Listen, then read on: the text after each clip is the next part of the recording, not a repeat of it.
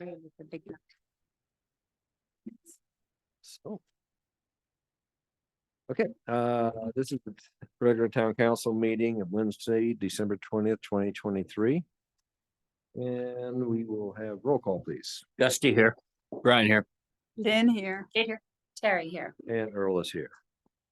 Roll call. I mean, excuse me, pledge. We all stand for the pledge, please.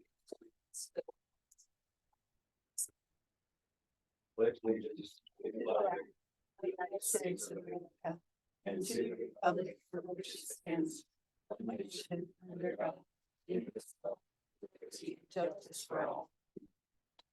I think. Okay, next is the consent agenda. Do we have anyone that wishes to pull anything out of the consent agenda? I'll make a motion to approve the consent agenda. A second. Motion by Gusty, second by Terry. All in favor? Aye. Opposed? Now approval of the regular agenda. Do we have any amendments? Deletions? Sir, just to remind everyone that there was an addition to the agenda over 24 hours ago, item G, to add additional legal support, resolution number 35. There are no additional amendments. Do we have a motion? Make a motion to approve the agenda. Second. Motion by Kate, second by Right. Brian. All in favor? Aye. Opposed? Does anyone have a conflict of interest on any item on the agenda tonight? All right, next we have public comment. Jay, do you have anybody? No, there's nobody in the audience. Huh? I can never understand. There's no one in the audience. Okay. Apparently anyway. Okay. Council comments and committee reports. Last week I attended a Eagle River Water Quality and Assessment. It's their annual review. And they involve other entities. They had like USGS doing updates on their sampling stations. CPW monitors fish and fish temperatures. Timberline Aquatics, Bug Life, and then Colorado Water Conservation District also. And biggest thing I got out of it was, the Bug Life in Gore Creek still kind of struggling, but everything else seemed pretty good. Thank you, Gusty. All right. Nothing. Nothing here. Okay. This is just sort of a general comment, but I wanted everybody to be aware if they didn't know that yesterday, the Colorado River Conservation District publicly announced an agreement with Xcel Energy to buy the Shoshone water right, which is a pretty humongous deal for Western Slope Water. Yeah. It's the most senior water right on the Upper Colorado. And basically converting that into an in-stream flow of the 1250 CFS. So it's a multi-year process that will have to go in stages. There's a fundraising piece. There's a working through the change case and water court. There's a whole bunch of things that have to happen, but conceivably in a handful of years, the Water Conservation District could own the water in the Colorado River at Shoshone. And it's a huge deal. So if you haven't seen that, read up on it. It's kind of a landmark water thing that's happened. Thank you for calling. Terry? Well, just a quick update on the Colorado Wildlife Roundtable. And I didn't attend the meeting. Did you attend? I was not able to attend. I was not able to attend either. They're meeting in person now, but they're breaking off into small groups and identifying some critical wildlife areas. So basically the Wildlife Roundtable is made up of a group of stakeholders from the entire county and state BLM, Forest Service, all kinds of users. And they have kind of been unsure of their direction, I think. And it now seems that they have a more clear direction. So they're basically focusing on several different areas. I just wanted to, of note, one of them is Dow Junction to Malloy Park. So just expect to hear more about that. I will plan on getting to those meetings to hear more about it myself. And then I just wanted to, I'm sure everybody knows, but they released the wolves. The wolves are here. So they released 5 wolves in Grand County. They're supposed to release 5 more soon. I know. And lots of people not happy about it. But we all have to brush up on our moving in wolf territory etiquette because I think dogs are a big thing. Most likely we'll never see them, but unless you have a lot of yummy livestock. That's my updates. Okay, thank you, Terry. And in that regard, Rick Spitzer, who is kind of the primo wildlife photographer in the county, got a phone call yesterday from a woman who claimed that there was a wolf in her yard in Singletree. Travel I fast. don't know how that's possible. but Sorry to laugh.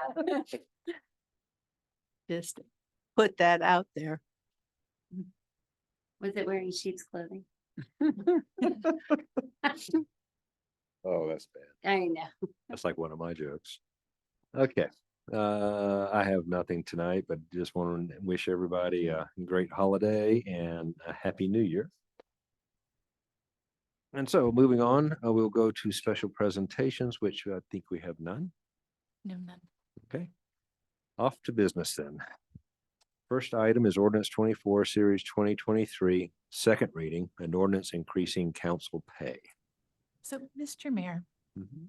I apologize that we need to back up because although I would normally love to skip over the manager's report, I do have I several did items skip over it, didn't I? that I need to get council feedback on. So, I apologize for extending the meeting, but I do need to get some feedback from council on a few matters. One is in the packet, it talks about bulb outs on Main Street. And as you are all aware, staff requested to CDOT the ability to put in temporary bulb outs as traffic calming measures and safety improvements. Those temporary bulb outs were denied by CDOT, but CDOT came back and said that they would be interested and willing to consider permanent bulb outs. So I thank Gusty very much. Gusty got back to me and said he would be willing to consider permanent bulb outs on those intersections on Main Street. I am interested in knowing from council if other council members are willing to consider the implementation of permanent bulb outs on Main Street for traffic calming and safety measures, and staff can start researching that option. No, I don't have a question. I'm just saying. Oh, or great. just I it's do have a thumbs up. question. Yes, Was the reason we wanted them to be temporary for snow removal? yes. Okay. Yes, but from my position of accountability, there is a higher level of accountability of safety to the residents rather than, operational to Sure. public. I works. just wanted to make sure I understood why we were Yes, requesting That's temporary. correct. Do we know why they want the permanent and objected to the temporary? I do not. I can tell you either way, they were firmly opposed to any art, To anyone? which was discouraging. I felt they really missed an opportunity there. And the thing with the bulb outs permanent, am I right? The big advantage is safety and sightlines That's in correct. the intersections. The big disadvantage is it eats up a lot of our available parking. It eats up some parking and it requires more maneuverability during snowplow operations. I Both would of like those to look at things it. could be considered secondary to safety and speeds on And I Main think Street. we already identified through the community plan, those line of sight areas that are particularly problematic. I mean, Toledo and Maine being one of them. And The four intersections identified in the request to CDOT were the four identified in the community plan, as well as an additional one north of town that was not deemed as immediate. I would be for looking into this for sure. So, starting in line, Gusty. Yeah, before. Okay, Brian. Yeah, I think any traffic calming measures we can get implemented to show CDOT that the world doesn't completely collapse if we do some of these things, would be great. And I would be in favor as well. For sure. And I as well. Thank you very much. I'm just gonna keep moving down my list. Revitalizing Main Street. So in a previous update, I quickly let you all know that, so once the Minturn North project was approved, I updated you, and I don't even know if you all noticed, that I very quickly applied for a grant. So the Minturn North project provided $84,000 toward improvements on Railroad Avenue. Those improvements provided a sidewalk on Railroad Avenue proper. It didn't get us a sidewalk the whole way to connect to the Eco Trail. That's what it showed, but Minturn was gonna have to put some money in to make that happen. Like it's expensive. So I applied for a grant, thanks to the help of Jeff Spinell, who it was amazing, and Sarah Marin with Sustainable Strategies, who's the grant company that we work with. Long story short, quick turnaround, we got approved 2 days ago for a $275,000 grant. Wow. We are using the Minturn North money as the match, so no put in by Minturn for money. To get, oh, and Jay, can you put that picture up on the screen? I asked Jay to put I gave Jay a map showing the project. Like this was the fastest grant I think we've ever applied for. So the pink will be sidewalk. Wow, yay. Yep. It's just amazing how expensive sidewalk has become. I have decided to eliminate the Public Utilities Commission from our lives altogether. And we're just doing a basic crossing over the railroad. We're not actually putting a sidewalk over the railroad tracks since there's already a road there. We're just going to stripe it and be done with it. The green at the corner of the saloon is actually a bulb out. So that cars can pull out a little bit further when they're coming down Railroad Avenue for line of sight. Jeff Spinell and Scott Hunn came up with that. And then we'll have crosswalks going both ways at that intersection. And then Scott Hunn also came up with the walkway behind the vehicles there connecting between the saloon and Bellum Bridge. And then we're going to have a striped walkway along the municipal lot area connecting that area. The only thing on this map that is not occurring, on the very, very bottom of the map, you can see the tiniest little green blurb. It looks like a green boomerang. And that was, we were trying to extend a bulb out there, but actually it does not work with a turning radius for trucks. So we were not able to get that to incorporate into the project. So $275,000 with a $25,000 match that we're using from the Minturn North money. And we will be starting that project, if all goes well, this spring. And what's blue and That's what does amazing. blue mean? What does pink mean? Blue means painted striping. Pink means formal sidewalk. Okay. Yep. Urban gutter and everything. So like blue means like a lane, a striped lane. That's right. For pedestrians and bikes, or mostly pedestrians. Bikes really use the red. So just wanted to let everyone know, I just found that out on Monday. Good Nice. job. I just want to say, like, this was all you, like, this was amazing. The I whole- know, no, but you Yeah. actually walked up there and like boots on the ground manager. hung out at. I that- made this that poor corner. man walk in the road to take the photos to Right, you submit did to the this. application. He looked at me like I'd lost my mind. You talked to the residents up there, you, like, that was So we're amazing. hopeful to get on a contractor's docket because we're coming to the game late for construction season. But Jeff Spinell's starting right now on engineered design drawings. I'm so happy. Nice. I Uh, just, so- one addition, this is amazing, like you and Jeff, that's super cool, and I think we should, like, as you're spending time down there with Scott and Jeff and everybody and putting your planning minds in, like, once the Minter North and the Eco Trail and everything opens up next year, I don't think it's an outrageous estimate that we might be getting in the prime of summer, hundreds of bikers on e-bikes and bikes Bikes. coming in through that portal per Yeah. day. Oh, But you no know, e-bikes. So Yes. we should just like be thinking, like, where are they gonna go? And, like, Well- do we need to add a little, like, whatever? So we Yes. should just be keeping that in mind. It's not, we don't have to address that now, but. it's a great question gonna be- because I currently don't have that answer. So amazed by that bike trail. I mean, I've just heard so many people kind of struck. Yep. And we're already working right now on that last connection piece. Cool. Yeah, so, okay, I can't read my writing.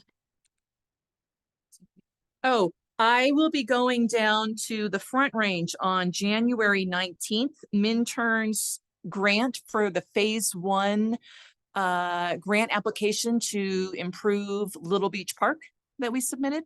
Made it through the first round. So I will be presenting to the Department of Natural Resources on January 19th to the project. Mayor, if you'd like to join me, that would be great. It's always great to have some political clout. Oh, yeah. I don't carry that. So, so we will be presenting to Department of Natural Resources, the National Park Service for the first round of improvements that does not include the stage portion. This would include the retaining wall, the pickleball multi-use court, the road access to get to the stage, a new playground area, seating area, and access area coming from the main road. So that is January 19th. I will be gone January 24th and 25th attending the CAST Colorado Association of Ski Towns meetings in Crested Butte. So just so you all know that. Sounds okay. I'm excited. I mean, it's a good group of folks. They actually are doing a ski day on that Friday, but I don't get to go to that. I have to come back and work. Are you sure? Not to make that, I'm thrilled to come back and work. I have some freebie tickets if you want a ticket. Oh, they offered us free tickets, but Okay. I have to get some things done. Do you have Um, vacation piled up that you were trying to use? Well, actually, that's my next thing. I am possibly looking at taking next week off Good. to spend with family. So I might be out of the office next week. Phase 2 of the sidewalk project. So we have the 1.752 million, the grant, construction starts spring of 2025. I met with the engineers earlier this week. They have identified we have enough money with the 1.75 million to do all of one side. So we don't have enough money to do both sides of the sidewalk all the way to the entryway of the boneyard. So I said, look, the council has been in the past, the council has communicated they're interested in doing both sides of the highway as far as we can go and being equal on both sides. The engineer, Jenna Siegel, that most of you have met in the past, she's a Minturns traffic engineer on the projects, came back and said she highly recommends going the full distance of the sidewalk on the east side of the road, which is the side of the road that the boneyard is on, so that people have the full sidewalk getting to the boneyard. And then on the west side of the road, and granted, CDOT uses north and south, and I use east. And so she recommends getting the sidewalk installed all the way on the east side of the road to the boneyard entryway, and going as far as we can go on the west side of the road as funds allow. I would agree And with how that. far is your guess that would be? That we do not know. But it would be um, past the developed area, would it go all the way to Belden? No, No. We're guessing it would stop before Belden. Donnie's house. Would it go past the yoga place? And I just apologize that we really do not know. Could. Yeah, I don't have an answer. The yoga place isn't that much farther than where it goes right now. So I wouldn't So I think it imagine. would go. You could that guess. far. Either way, we got it all the way there on this. Great. It will make it all the way there on the east side. I agree with the east side because, I told her I needed to come back and get direction. I'm yeah, okay and with that plus too. there'll be development on that other side and hopefully development helps contribute to sidewalks. Cha-ching. So I told her I needed to come back and get direction. And then she said we could ask CDOT for a crosswalk. And I said, yes, let's go do I that. was thinking. Actually, And we'll cross our fingers. So I needed to make sure that we all stay on the same page and make sure that's okay with council if we Okay with go that. that route. Okay. Yep. I think along with that dovetails really nicely with, I know we've talked about, there's a section of highway when you're coming into Aspen from Indy Pass where they've extended connection up to some campgrounds and things, some access points up the highway, not with actual sidewalks, but they do it with a trail, like a wide kind of almost ADA compliant crushed gravel trail that's built along the highway there. And it gets people off of the highway trying to get up to, Malloy Park or whatever. And that seems like that model might work to connect from the Forest Service up and over into Malloy from there instead of, so we should just kind of keep that too. Yep. That's cool. So, And that is everything I have. Thank you. sure. Great news. All right, Michelle. That was fun. That was exciting, actually. Okay. I'm gonna do ordinance number 24 again, series 2023, second reading, an ordinance increasing council pay. No changes since after the first reading. Thank you, Mr. Mayor. So there are no changes to the first reading. As we discussed at the first reading, due to Colorado, the revised statute, this will not go into effect for anyone sitting here in their current council tenure. We have to wait for elections to occur and the next council seats to take effect for this to go into effect for any council seats to be affected by this. And we have Mike Sawyer on the Zoom if he would like to add into this, as he was far more eloquent in expressing this than I would.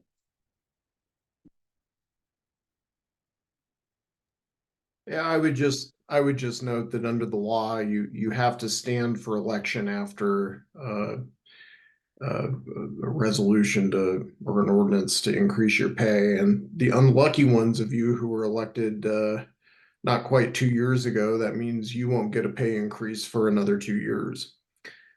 So it will apply to those who stand for election or win election in 2024 during the April election. But for those of you who are already in office, I regret to inform you it won't take effect until you stand for re-election. So. Thank you, Mike. Any other concerns, questions from the board? Entertain a motion.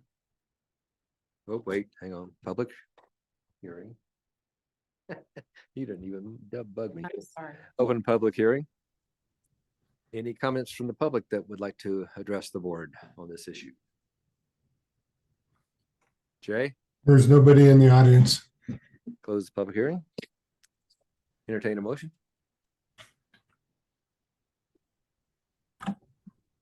I'll make a motion to approve ordinance 24, series 2023. An ordinance raising the rate for council. I'm like looking, all right, an ordinance amending chapter 2 of the Minturn Municipal Code by repealing and reenacting section 2230, establishing and providing compensation for the town council and the mayor of the town of Minturn, Colorado. A motion by Terry, second by Kate. Roll call, please. Dusty, I. Brian, I. Lynn, I. Terry, I. and Earl.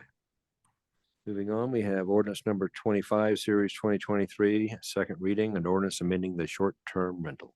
Thank you, Mr. Mayor. So as a reminder, this ordinance is amending the short-term rental fees to 300, instead of $300 annually as a flat fee, this will change the fee to $300 per sleeping area or per bedroom, either per year. There are no changes from first reading. Thank you, Michelle. Any further discussion? And this is an ordinance. Open public hearing. Anyone wish to address this issue? Still no one, Jay? So no one online. Close the public hearing. I'll do a motion unless we want to have some discussion on it. Make a motion to approve ordinance number 25, series 2023, an ordinance of the town of Minturn amending chapter 6 of the municipal code to amend the short-term rental license fees. I'll second that. Motion by Kate, second by Gusty. Roll call, please. Gusty, aye. Brian, I. Lynn, I. Terry, I. And Earl. Next, we have ordinance 26, series 2023, second reading, and ordinance amending the fees for Minturn Municipal Court. Thank you, Mr. Mayor. So as we discussed at the first reading, this ordinance is to correct oversights from differences in the Minturn Municipal Code, which is where court fees are set, and in the court fees that were being charged in current day. So we are going to set the court fees to the $25 fees that are currently being charged from the $15 fees that are identified in the code, as well as instill the 25%, I think it is, 25% assessed fine. There are no changes from first reading. Any discussion from the board? Opening up for public hearing. Anybody? Still no Okay. one. Still no one. Close the public hearing. Okay. Roll call, please. I was A gonna make a motion, motion. please. Do we have a motion? I'll make a motion to approve ordinance number 26, an ordinance of the town of Minturn amending chapter 2 of the Minturn Municipal Code to amend the municipal court costs. Second. Motion by Gusty, second by Lynn. Roll call, please. Gusty, aye. Brian, I. I. Lynn, I. Terry, I. And Earl. All right. Ordinance number 28, series 2023, second reading. An ordinance amending the approval process for contractor licensing fee and period. Thank you, Mr. Mayor. There have been no changes from Wait, first reading. Sorry, did we skip 27? Yeah. Oh, yes, we Oh, need to I be on did. special Boy, event. I'm on a roll here. Ordinance 27, 2023, ordinance amending the approval process for special event fees. Yes, so ordinance 27, special event permit fees has not changed from first reading. This will allow the special event permit fees to be modified by resolution. All fees the Minturn Municipal Code allows all fees to be addressed by resolution in the fee schedule, less the court fees. Court fees have to be done by ordinance. So in the original code, it had mistakenly been addressed that special event fees be included in the code, and that was inaccurate. So this is a correction to that code. The special event fees can now be addressed by the fee schedule. There are no changes from first reading. If you have any questions, I'm happy to answer them. Any questions? Open it up for public hearing. Jay, Still no one. close public hearing.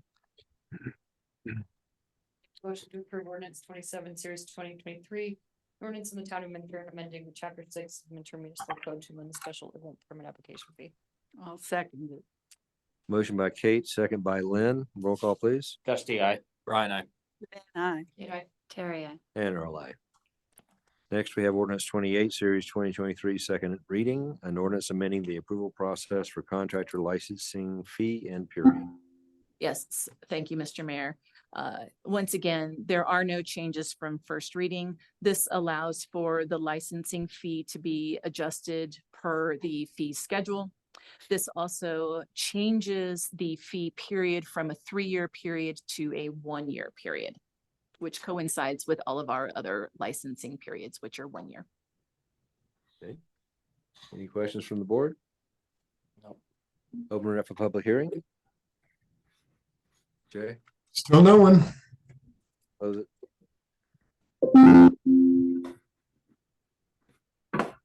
Do you have a motion? I'll make a motion to approve ordinance number 28, series 2023, the ordinance of the town of Minturn, amending chapter 16 of the Minturn Municipal Code to amend the contractor license fee and period.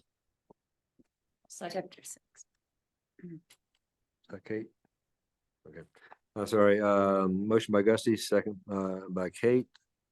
Roll call. Gusty, aye. Brian, I. Then Terry, I. And Earl, aye. Next, we have resolution 34, series 2023, a resolution adopting the Eagle County Operations Plan. Thank you, Mr. Mayor. Something new. Right. So as you all know, I've been slowly trying to work behind the scenes on Minturn's emergency operations and how we can address this. And quite frankly, we're so incredibly fortunate that we really have the A team behind the scenes working for Minturn.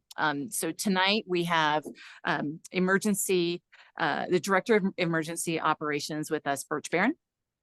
And we have Sergeant Tim Comroe with the Eagle County Sheriff's Office. They are here to talk about the Eagle County Emergency Operations Plan and to dive a little deeper into that plan, the evacuation plan. So both of those plans are incredibly pertinent to Minturn because Minturn contracts out our community policing. So the Sheriff's Office oversees all safety matters in the town of Minturn. So in the event of an evacuation, it is the Sheriff's Office that makes that call. So we are fortunate that Birch and his entire team and all of the agencies have come together and put these plans in place. And so there's really no need for Minturn to reinvent these wheels. They're already created and we can really benefit from what has been done. A few things, you know, of course, when the wheel's already been created, we'll want to look at modifying, and Birch might address a few of them, are the delegation of authority. So you'll see in this plan, the delegation of authority touches on the county manager and the deputy county manager. And when I was talking to Sheriff Van Beek at one point, he mentioned to me that we would probably want to do a resolution similar to what we did when we had COVID. But this would be for in times of, you know, emergency or duress. And I would look to Birch for help on how that gets worded.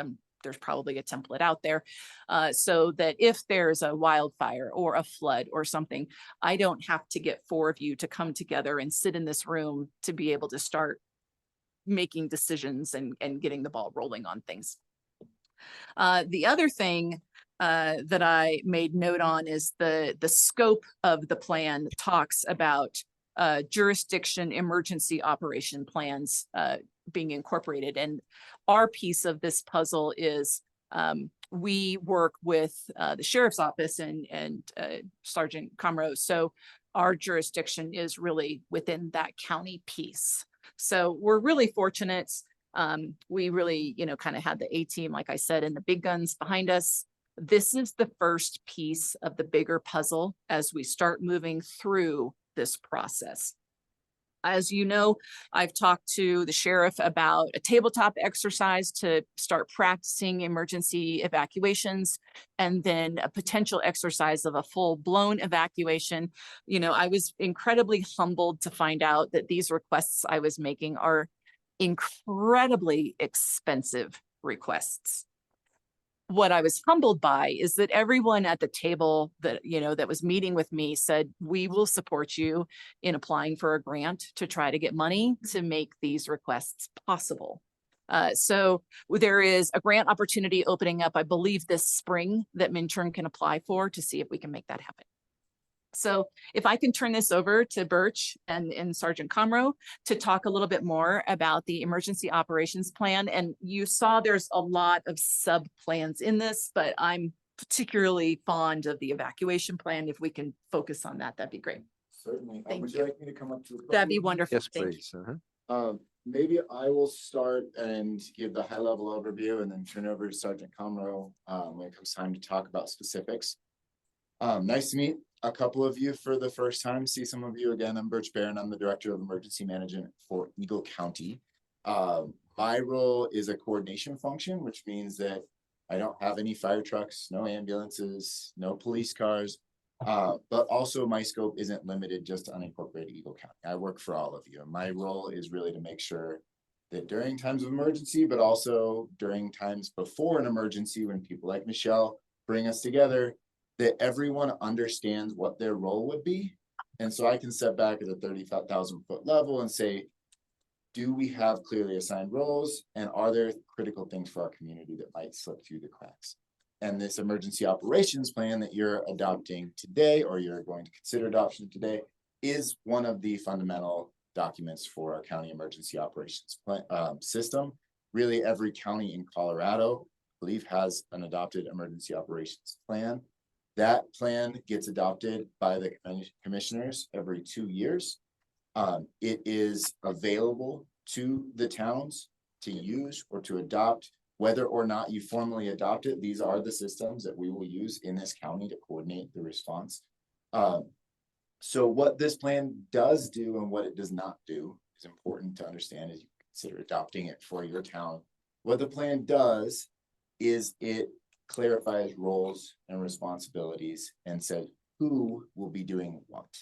What it doesn't do is it doesn't say how. So it says in this, for example, this evacuation plan annex, that law enforcement has the authority to issue evacuation orders, leads evacuation efforts to and from affected areas, manages traffic control, provides security, coordinates transportation. Those pieces are in a plan like this, but there's still a responsibility on the 5 different law enforcement agencies in our county to come up with their internal procedures for how they do those things. So this plan takes that weight off your shoulders. You don't have to reinvent this for your town unless you want to, but it doesn't necessarily remove the responsibility for your own team to work with us and say, well, what is the town responsible for? Essentially, you're responsible for providing subject matter expertise to the law enforcement and fire and EMS services that you have here supporting this town, to make sure that those that work for you are serving your community in the right way from Minturn. It still makes you responsible for saying, what are those critical government functions that you need to be able to carry out in an emergency, if an emergency will be able to impact Minturn. And this plan might say you are responsible for continuing to operate those critical functions. But this isn't going to take the weight off your shoulders from figuring out what is your actual procedures for being able to do.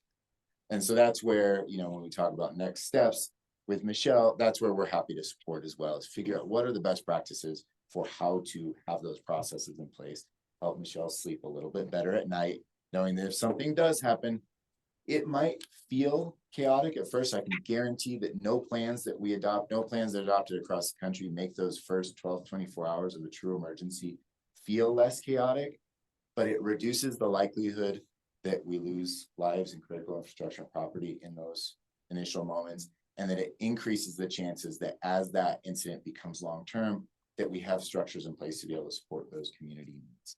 So that emergency operations plan exists of a base plan, which is that, for any emergency, all hazards. We've learned that if we plan too specifically for hazards, what we plan doesn't take place and something very similar to what we plan happens, and it totally breaks everything that we planned on in a bubble. So we try to approach this from all hazards, have the same system in wildfires as we do to pandemics and floods, active shooter incidents, so that we can all understand our roles. That base plan outlines those general structures that we have in place. And then there's a number of annexes. There are annexes for emergency support functions, which when an incident goes beyond your local fire, law enforcement, or EMS's ability to respond, they call me and they say, we need the Emergency Operations Center at the county to activate in support of this. And then we start pulling these functions off of the shelf depending on the need for the incident. So if they say we need transportation, we have a team that comes in and starts to coordinate transportation. They say we need sheltering.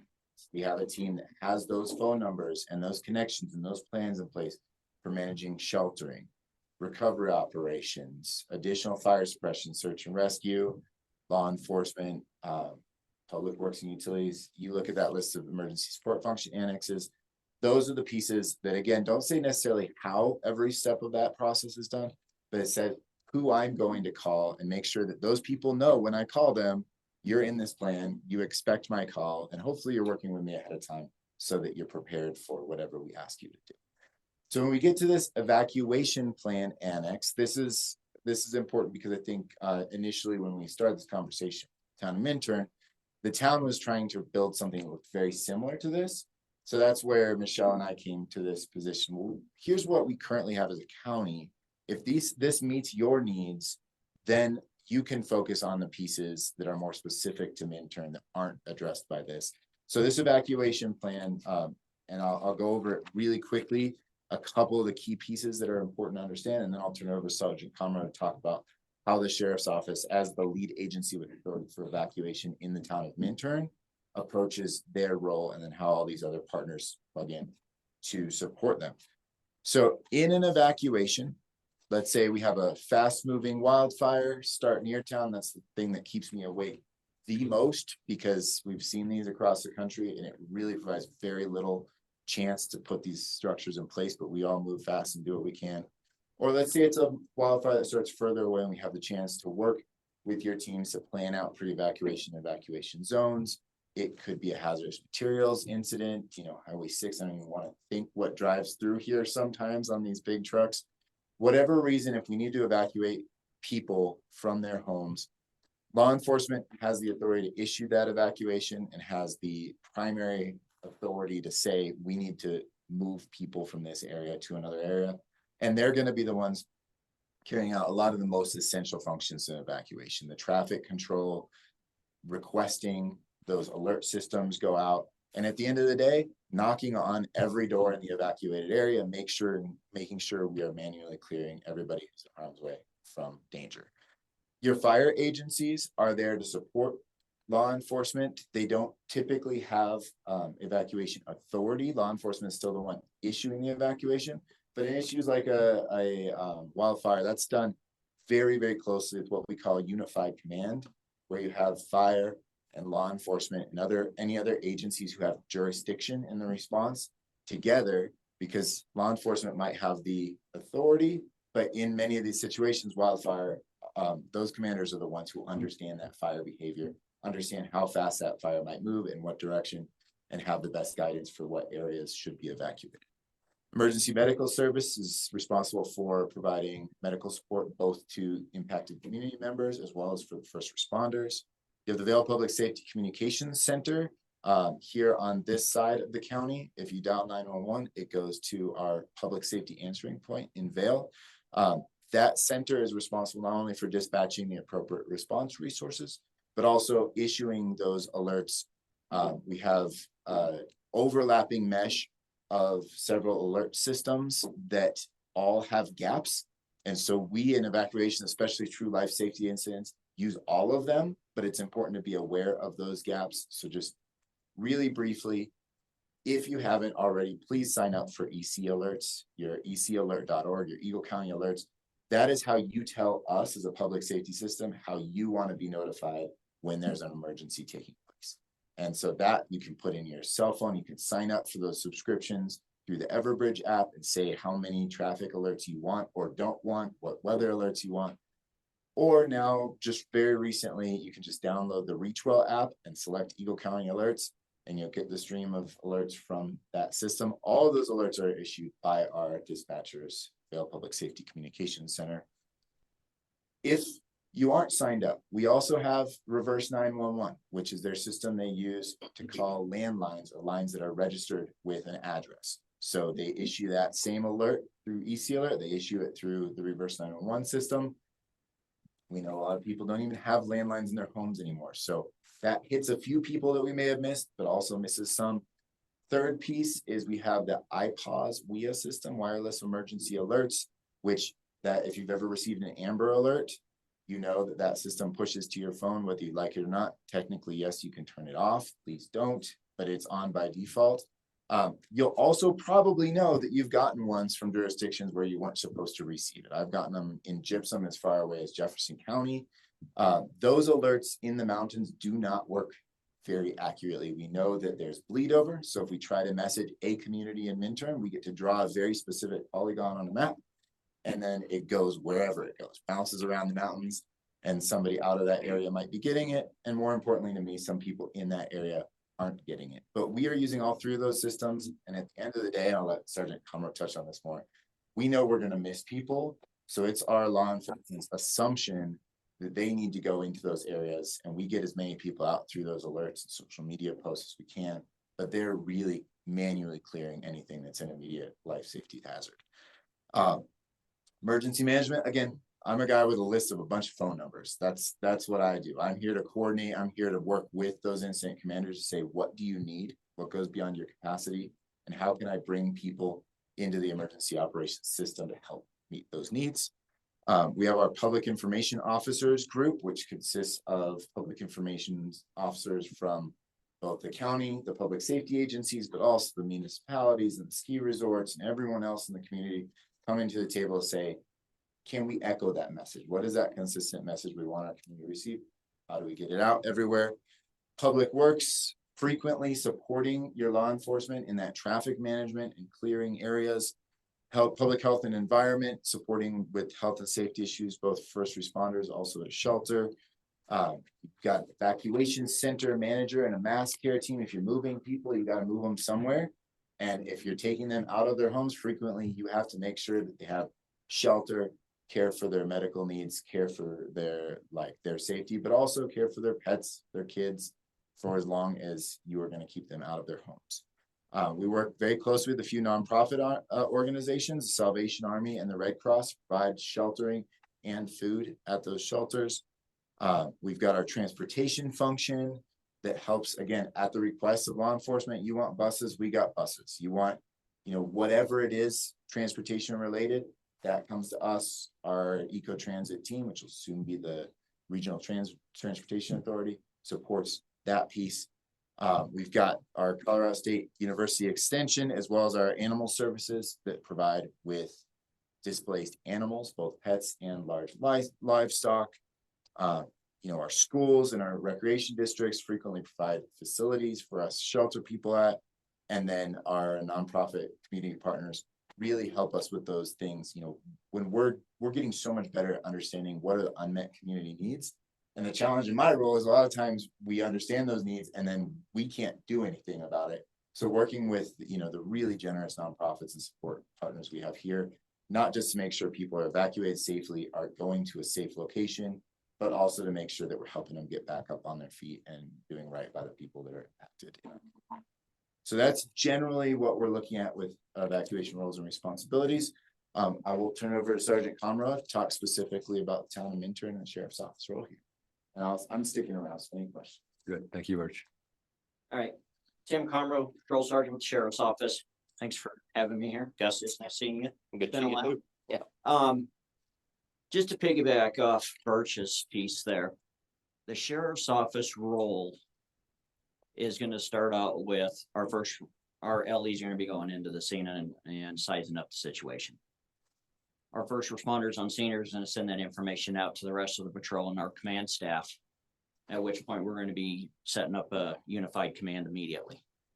Unified command, to piggyback off what Birch was saying, is to get a spokesperson from each emergency personnel in one room to start bringing some brains together.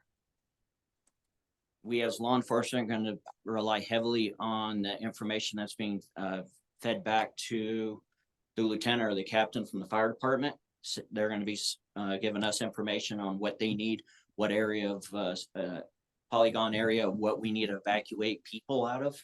And we're gonna start putting our law enforcement people in there and start evacuating. Again, the biggest piece on the unified command is we have an entity from each agency, we can communicate better to be able to get resources into the situation. We cannot work alone. If we think the sheriff's office is gonna go in and be able to do whatever without someone else knowing we're in there, we're risking ourselves and not doing any good for the community and the citizens we're trying to get out of that particular area.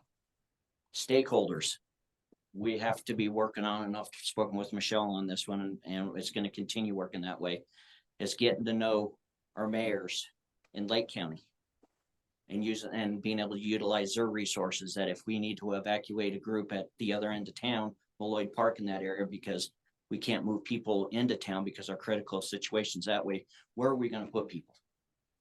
So then we need to have real good open relationships with our stakeholders outside of Eagle County. Because if we're pushing up Highway 24, when's the next town? Red Cliff won't be able to take in a lot of the citizens. So we're gonna have to push them further up because we need restrooms, we need shelter, we need access to food and stuff like that. So then that's the piece that Michelle, myself, and Birch are working with. Your infrastructure, again, what's the most important piece in the infrastructure in the town? The fire department needs to protect. It's our water, just. Very important. So that's gonna be concentrated on, depending on where the incident's taking place at.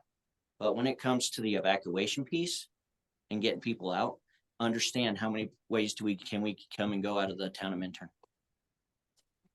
Pretty thin, very thin. So Michelle, myself, and your other two, Deputy Peterson and Deputy Valdez, and Birch is gonna be part of this as well, as to include Sergeant Mossness, who is the point of contact for the town of Gypsum, who's already got traffic management piece for the town of Gypsum. So there's trigger points that if a critical incident happens in the town of Minturn, in the town of Gypsum, we know which direction we're gonna start moving people out of that town. That's the piece we wanna bring here. Because it's more restricted, only 2 ways in and out of town of Minturn. And if things go bad, we're gonna have to move and move fast. The other piece we need to consider is our elderly folks. We have a list. I think the list is in Gussie's head. Yes, but again, it's those pieces that we need to think about as a group. Saying, what is it?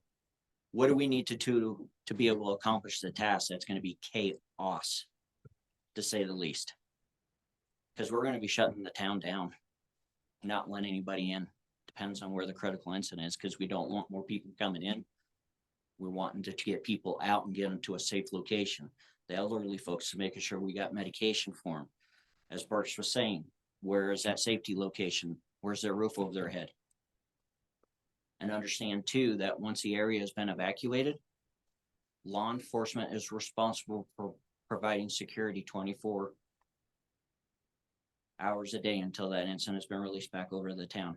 Because once the people are evacuated out of that particular area, we can't allow anybody back in. You've heard horror stories over the years with other fires taking place on the eastern slope where people have come back in, broken into those residences and stolen stuff. So again, our role as law enforcement is not only evacuation, but we got to provide a security piece to that as well. Traffic is going to be very difficult, but that's a piece that we need to tackle.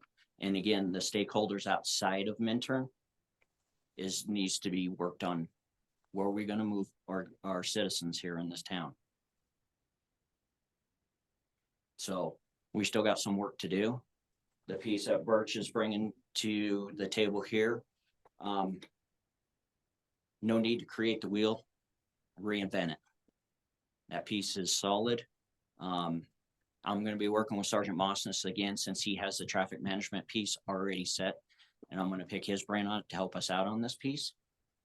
But again, we're going to bring a product back to you guys and present to you that you guys can see firsthand and kind of see what's going to transpire when we start having to move people out, and understanding that it's going to be chaos, and it's going to be really, restrictive just because there's not a lot of ingress and egress out of the town. Mayor? Yes, my concern is things like who's knocking on the doors, and this is something that maybe our Minturn community can organize it, and y'all probably have best practices out there that we would like to get educated on as well.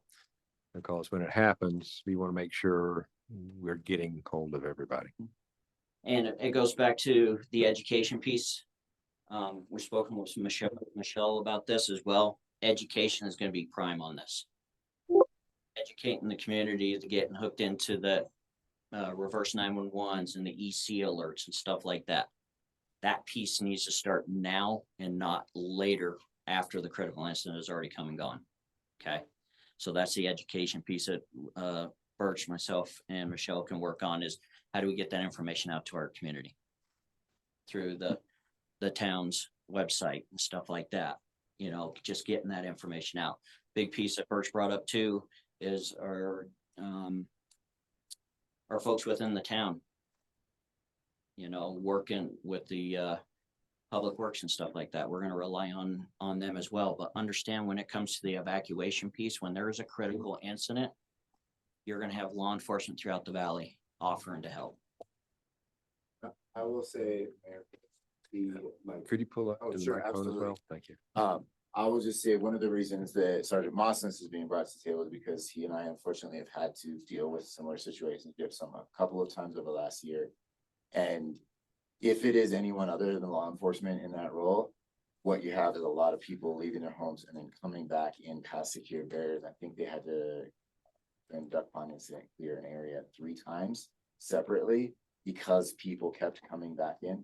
So we definitely want to work with the town and figure out how we can best use the town resources to help as force multipliers, especially in those fast moving incidents. But it is really challenging because law enforcement are the ones that know how to do this safely and actually have the authority to get people. From the education piece, some things that staff that we can, so my question to the team is, well, what can our staff be doing to help? And they said, education's a big piece. So our staff, you'll see that Cindy Krieg has been a major part in this. She has been helping. She has created an emergency preparedness page on our website, and it's now starting to get populated. And she's been working with Birch and several other folks. This is under the residents page on the town website. So information is now getting slowly populated onto that page. And we are also dedicating a section. It started this last month in December. We're dedicating a section to the monthly town newsletter to emergency preparedness each month.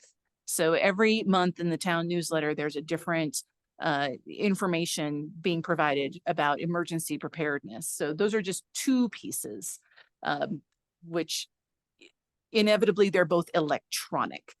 So we're going to have to find other forms, you know, Vail Daily, flyers, door hangers. I guess, you know, we got to prove the variable messaging boards so we can say, read your email or whatever it says. But so those are the pieces that we will be starting to help with as well. Another question, you know, we're surrounded by Forest Service mostly.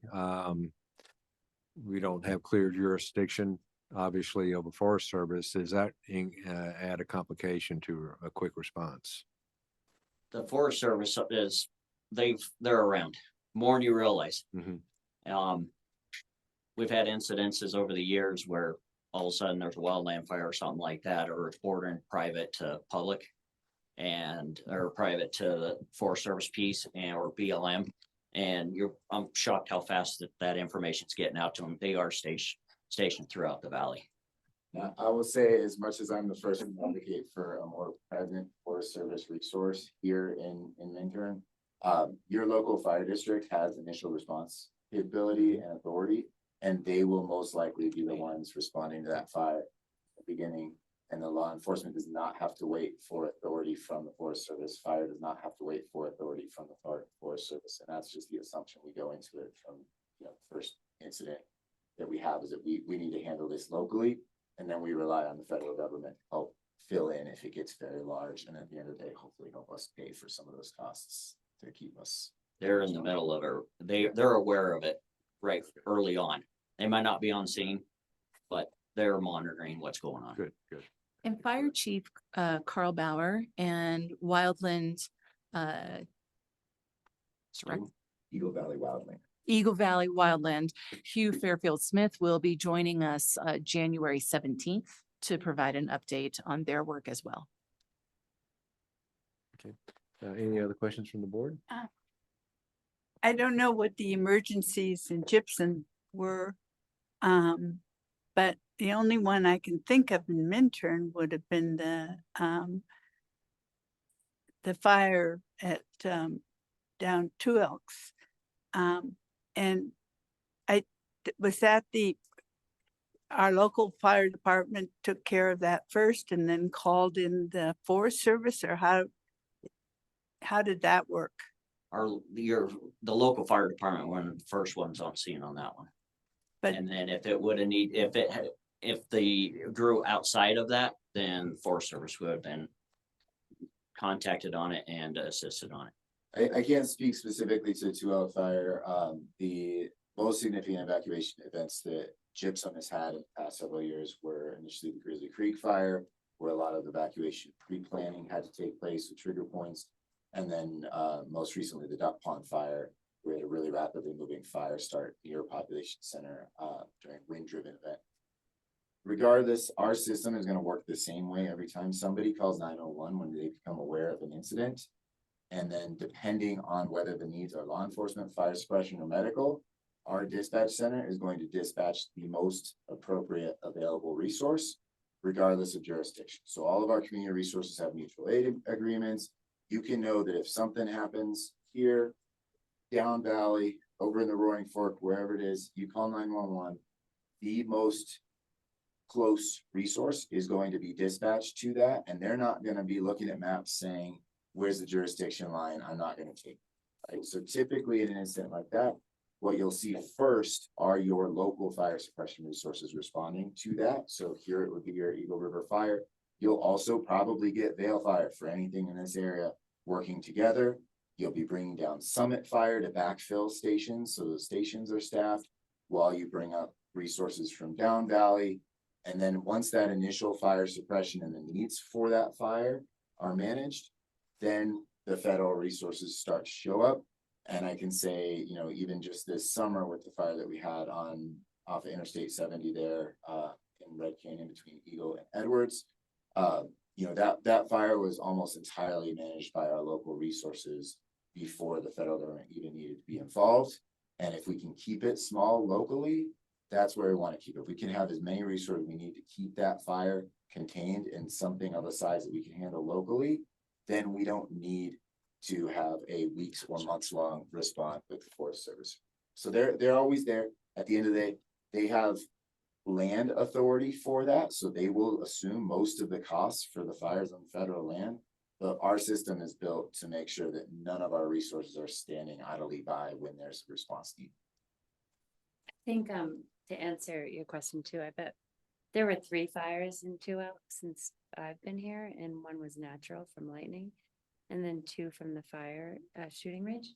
But the shooting range ones were since Michelle's been manager, so she was down there. I mean, you could probably at some point you could ask Michelle probably. We can Not talk me. about You were there. Yeah, she was one of the first ones on the scene. Yeah, I was down at Little Beach. I wanted to stay out of the way, so I walked down to Little Beach and was waiting.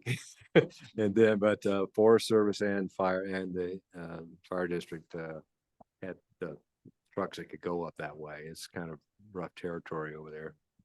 And But that was all Forest Service planes and Yeah, dropping. that's what I. yeah, later on, the planes and the helicopter showed up as far as air resources first, and two planes showed up, and that's when everybody relaxed a little bit. But the really, as far as a significant thing happening as far as response was about an hour later when trucks pulled up, and they looked like they were maybe the mop-up crew. I don't know. They had backpacks. They were just kind of getting suited up and everything and went up that way. But I think our town's biggest frustration is is not necessarily how it's handled with that. It's who done it, and we don't get those answers as much when it's the Forest Service doing the investigating because they just don't have the resources apparently. So, I mean, those are our frustrations, but yeah, we you know, we have such a narrow valley, and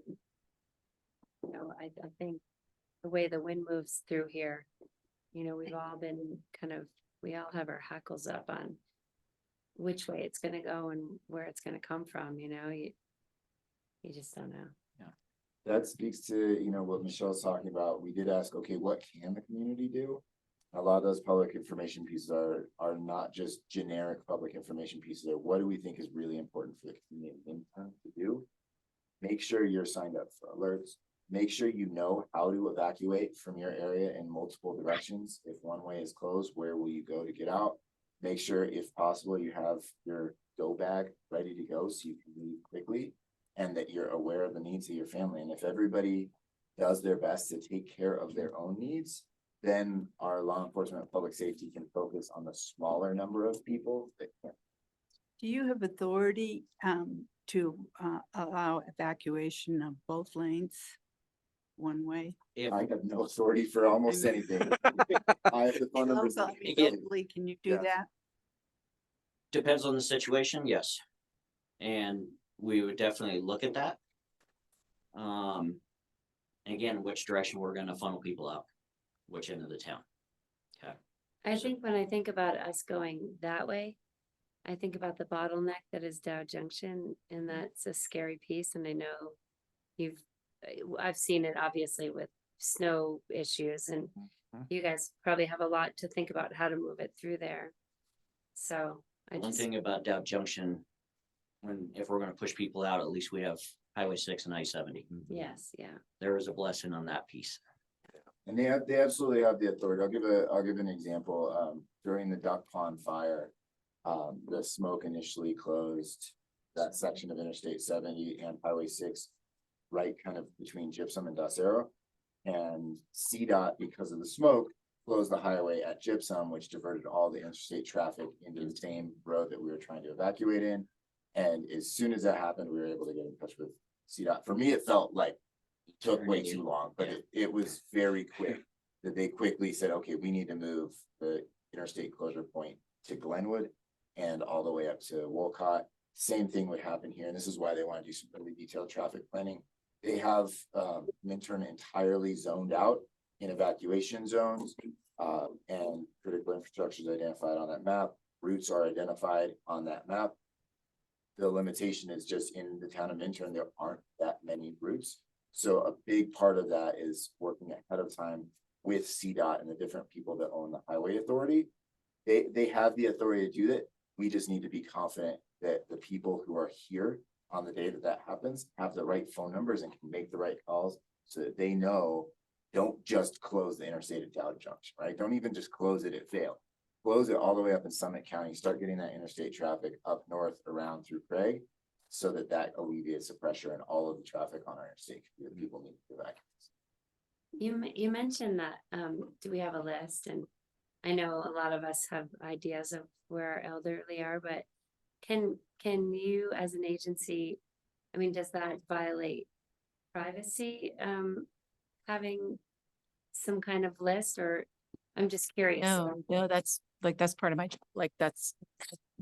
I look at that as part of our staff job to help get out into the community and for people that want to be on a list that, you know, when times come and they want to get notified, I mean, we want to create that list. Okay. And try to notify as many people as we can and know who those are that are in need, you know, any kind of special needs that we need to be aware of and elderly needs that we need to be aware of. We want to get those lists created.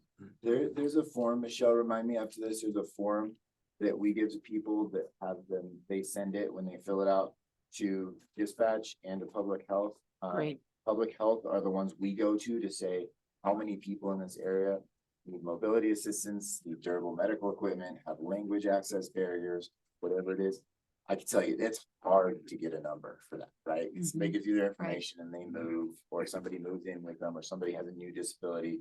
But at the very least, it gives us a sense for who we're aware of. And then on the dispatch side, if we're dispatched to an address point, it lets Sergeant Comro and others know, hey, there's a person at this address point who relies on, oxygen. So if there's a power failure and they need that additional support, I can tell you our system is very good at meeting those needs if we're aware of those needs and those needs get communicated through the right channel. So, like Michelle's saying, the biggest gap is if we're not aware of those needs to begin with, it's really challenging for us after the fact to learn, hey, somebody had a really resolvable issue that we could have solved, but we didn't know that that person was stuck in their home or needed some sort of support. And I'd like to follow that up with pre-evacuation notices. That the human being seems to think it's not going to happen to me. So when those pre-evacuations orders go out, that's a sign that I might want to start putting myself together and start getting my important documents and whatever that's important, and definitely start packing stuff up. You can always unpack it, but if it goes from a pre-evac to now it's an evacuation where everybody needs to get out, now we're scrambling to get our belongings, our medication, the oxygen, or whatever else, we're going to be behind the 8 ball, and we're going to be hurting trying to get the people out and evacuated because we got more people lagging behind and not prepared.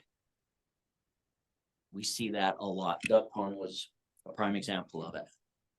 It was terrible. But again, human nature is we're going to procrastinate. It's not going to happen to me.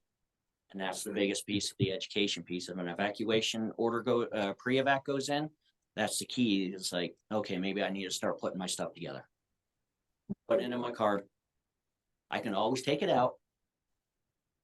But when it goes to a full-blown evacuation, you're not going to have time. And of course, if they don't get prepared, that puts your people at risk as well. Everybody that's in that situation, absolutely. And I want to piggyback on the evacuation piece. We do have a piece in order that when we do an evacuation, and we used it in the Grizzly Creek fire when we're evacuating folks up Colorado River Road. All emergency personnel are using the different flagging now. I think the colored tape. I think we're all in the same sheet of music throughout all emergency personnel in the Valley Fire and LEs. That when we start going to the houses and we're documenting those houses that we've gone to, and we're flagging those houses, and each color has a different emblem to it, mean something different. Either they're staying put and we're getting their names, or another flagging is going to say everybody's out of the house. So when people are going back later on, they can do a quick saying, oh, that house has been flagged with that color, that resident's been flagged, and we're keeping a tally on the folks that we're speaking to that are staying behind. So I just wanted to bring that back up as well. Good. I wonder, Michelle, whatever month is Wildfire Awareness Month? Yeah. May, thank you. When we do an ordinance declaring and then we literally do nothing else that I'm aware of, maybe that's a time where our community can do some of these, we can gather information, we can talk to our neighbors, we can, Absolutely. Yeah. think of maybe a little bit about more what that means besides just declaring a. Actually make a whole month of it. Yeah. Yes. That would be great. I think the biggest piece is thinking it's not going to happen to you. And I've had an uncle lose his house in Louisville and a friend lose her house in Maui. And so it's just can happen so fast. And those people in Louisville are just getting back into homes this Christmas after 2 years. 2 full years of. Oh, and those little I bought one of those fire bags, that are supposed to keep all your documents safe. And my uncle was like, oh no, I had one of those fireproof safes and it's ashes. I mean, nothing. Just to let everybody know. You might want to throw that in. There was a firefighter that was fighting the Lake Christine fire that I went to school with, and he lost his home while he was fighting that fire over there. Oh yeah. And gun safes, they only hold up for so long. and lost everything. Ah, So again, I mean, the other critical incident, the last really big incident that Minturn had to deal with, Gusty, you'll know this one, was the train derailment back in the early 90s. Mm-hmm. And the hazmat that came with that, and the traffic coming from Leadville coming into the town, and how much cross contamination and stuff like that spread all over. Mm-hmm. So again, it's not if, it's when. And this doesn't mean just fires. This could be the flooding, avalanches. So again, it's just not just the wildland end of it. It could be the flooding. It could be a hazardous materials semi or something like that, somewhere on 24 between here, Redcliffe, or between Redcliffe and Leadville. So we'll throw a monkey wrench into it. We have a critical incident here, and then we have a hazardous material spill up on 24 somewhere. And those are those role-playing pieces that you're talking about, that when we have those tabletop exercises, though they will throw those in. And how do we adapt and overcome that?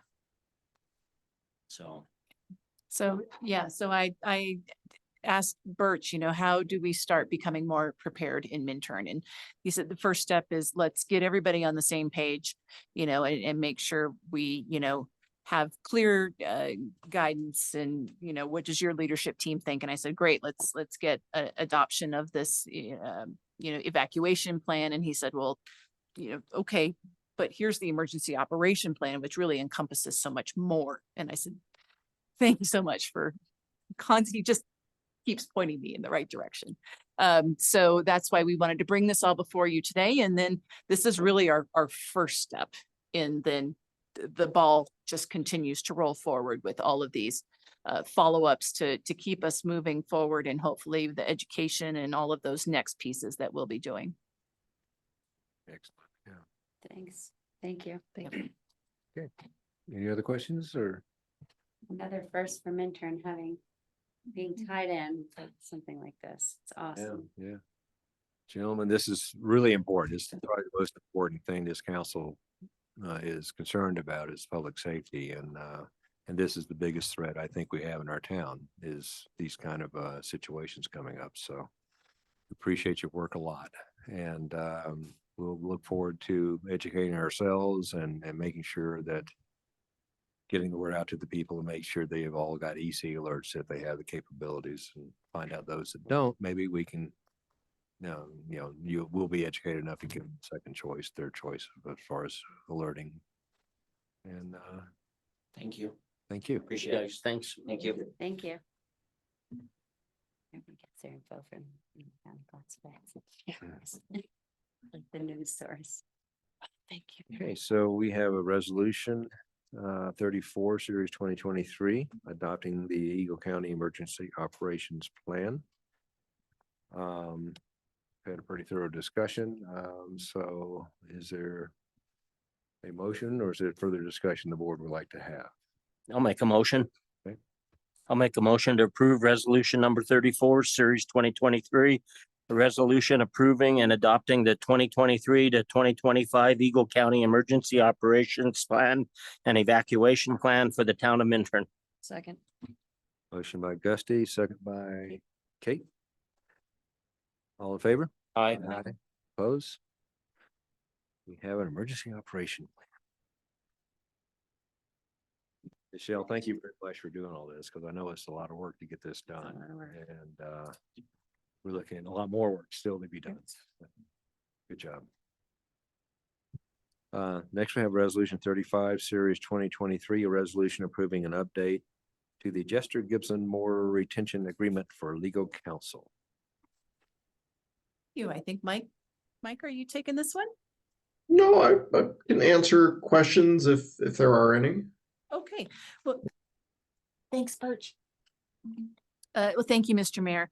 So as we go through this period, Minturn, albeit small, is not simple. And we remain amazingly legally complicated. So thank heavens we have Mike. That being said, Mike is got his hands full. And so Minturn is in need of some legal support at this time, and we are very fortunate to be using the law firm Jester, Gibson and Moore for some work in handling the battle settlement agreements. And they have some legal representation on their team that has familiarity with municipal law. A lawyer by the name of Rob Marsh. So he has identified that he is able to step in at around 7 to 10 hours a week. This is a complete estimate on my part, to help fill in some of the legal gaps while Mike takes some other things off of addresses some other matters. So with that in mind, we have taken a look at Jester, Gibson and Moore's engagement letter. It has been modified to allow for additional work to be conducted. Rob's bio has been linked to in the packet. If there are any questions to be answered, we're happy to answer them. I will Lynn. say the letter is incorrect insofar as it says that I'm of counsel to the firm. I am not of counsel to the firm. I retired as of September 1. Well, then I would argue that it sounds like they still want you to be of counsel to the firm. I don't think so. So Jay, if you could please make note of that for the record, that Lynn Feiger is no longer of counsel to the law firm of Jester, Gibson and Moore. I will. Thank you. So with that in mind, Mike Sawyer has been knee deep in the battle settlement since 2014 when he came on, and he will continue to remain so, as well as several other major legal matters that Minturn is handling. But for other things that come up, we are hopeful that Rob Marsh can help fill in some of those legal needs. If anyone has any questions, Mike and I had a discussion with Rob earlier this week that we both felt went well. Yeah, and I just want the council to know that, I appreciate Michelle bringing this up. I've got about 3 months of chemotherapy left. And during this period, I just, I get 5 to 6 hours a day that I can do good work. And after that, I'm done. And so, bringing on Rob to kind of handle some short-term issues that Michelle identifies that need some legal attention will give me the ability to focus on the primary tasks that I need to do for Minturn, the big picture stuff, and not slow the town down with my inability to get to some other things. And I appreciate the council's consideration as I finish this up and look forward to returning to kind of full-time old Mike Sawyer work for Minturn. I would just jump in and say that your primary task really should just be on healing your body. And number one, first and foremost. Well, I'm definitely focused on that, and this will help. So Thank you, Mike. Can't wait to get you back all the time. Okay, so if there's any further discussion or questions about Rob, I had met him earlier at the beginning of litigation with Battle Mountain. He was with Justin at the time, Did and the things upstairs. Mhm. Oh, yeah, seemed like a nice guy. and I think he would do us very well. And thank you, Lynn, for getting us involved. He represented the town of Pueblo at one point. Yeah. That Okay. would be weird too. Yeah. Okay, so do we have a motion for resolution 35 series 2023? I'll make that motion to approve resolution 35, 2023. providing direction to proceed and authorizing the mayor of the town of Minturn to sign any and all documents required to accept the proposed Jester Gibson and Moore retention agreement for legal counsel. I'll second that. Okay, we have a motion by Terry and a second by Gusty. All in favor? Aye. Aye. Opposed? Okay. Hey, Mike, don't go away. You're next. I'm not going anywhere. Okay, next item on the agenda is a discussion item. Our work on forming the Metro District Code Provisions Review. So thank you, council. We are bringing this to you for a couple of reasons. One is over the last few years, the town has received requests from a couple of developers to form metropolitan districts as part of residential developments that they had proposed. And the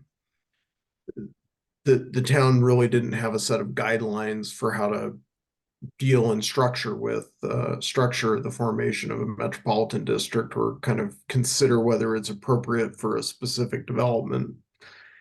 And then probably the more important reason we're bringing this to you now is that part of the settlement agreement with Battle Mountain includes the opportunity for them to apply to get metropolitan districts in place for various functions that they want to do as part of their development.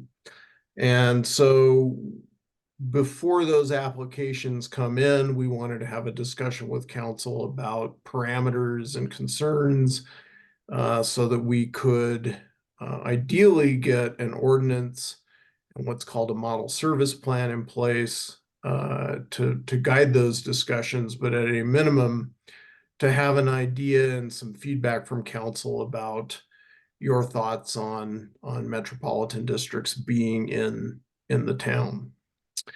And I guess I want to start by saying, even though I am a bit of a skeptic on the use of metropolitan districts in some situations, there are a lot of situations where metropolitan districts can provide a real benefit, not only to the residents of the community that they're formed to serve, but also to the town as a whole.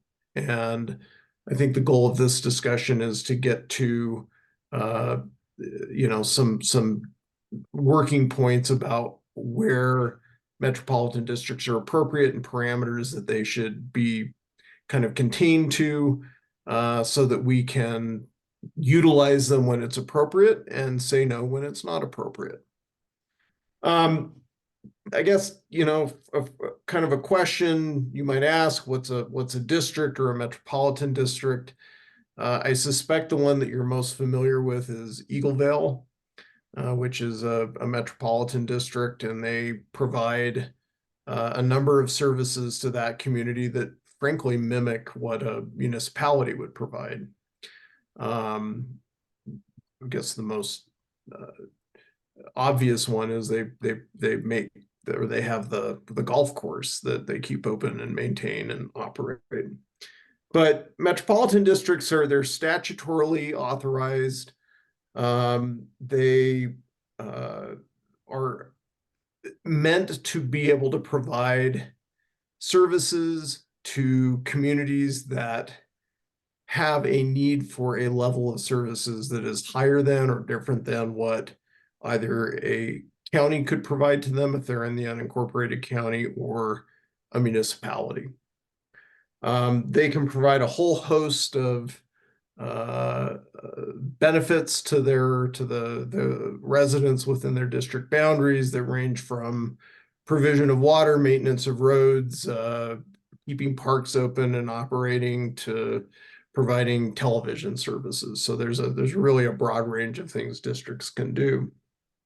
They are a government entity, and this is something that I think plays a little bit into the council's consideration, which is to say that once a district has been formed, they will be, they're a government entity. They will have a board that eventually becomes an elected board after the kind of period for the developer has lapsed, or I guess generally speaking, the developer has the votes because they're the sole property owner or the majority property owner in developments through a period of time.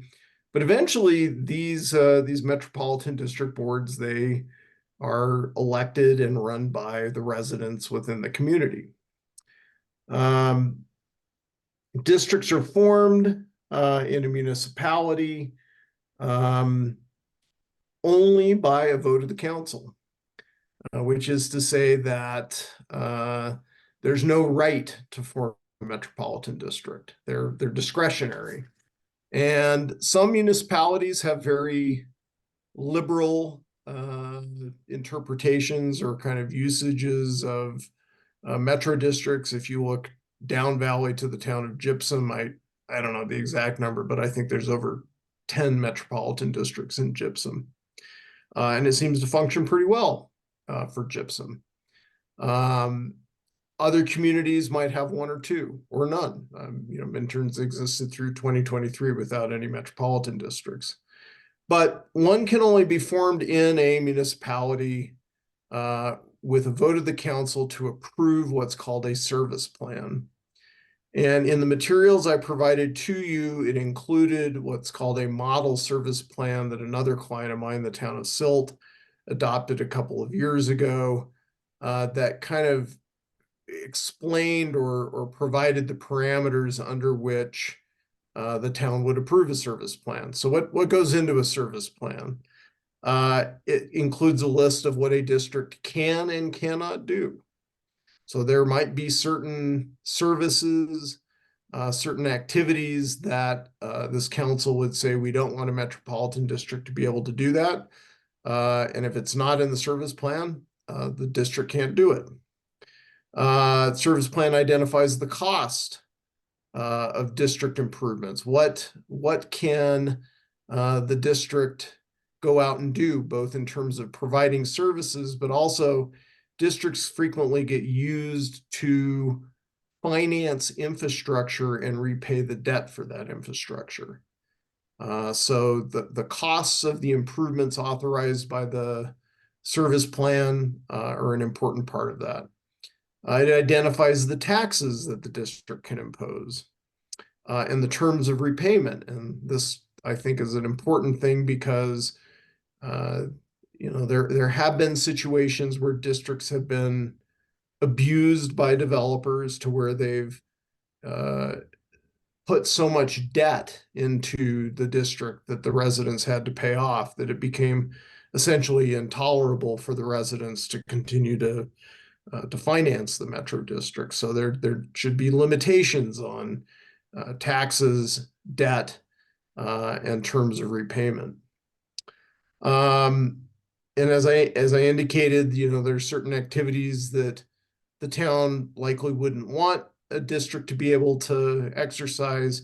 A classic example of that might be condemnation, because within the town's boundaries, I don't know that we want another government entity having the power to go out and condemn property without the town council's approval.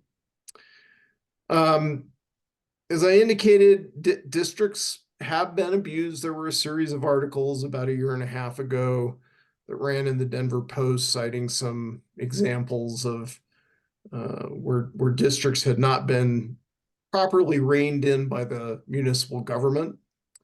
And I think I don't say that to dissuade you thinking that, all district formations are bad or can lead to improper consequences, but there's a need to regulate it. Your job is, as part of formation of districts, is to make sure it's solid for both the town and for the residents who will come into the town in the area where the metropolitan district will be established and provide services. We talked about, again, that, capping the amount of debt that can go into a district, what the mill levy can be, the repayment terms. Those are ways to provide protections for your future residents who will buy into a community.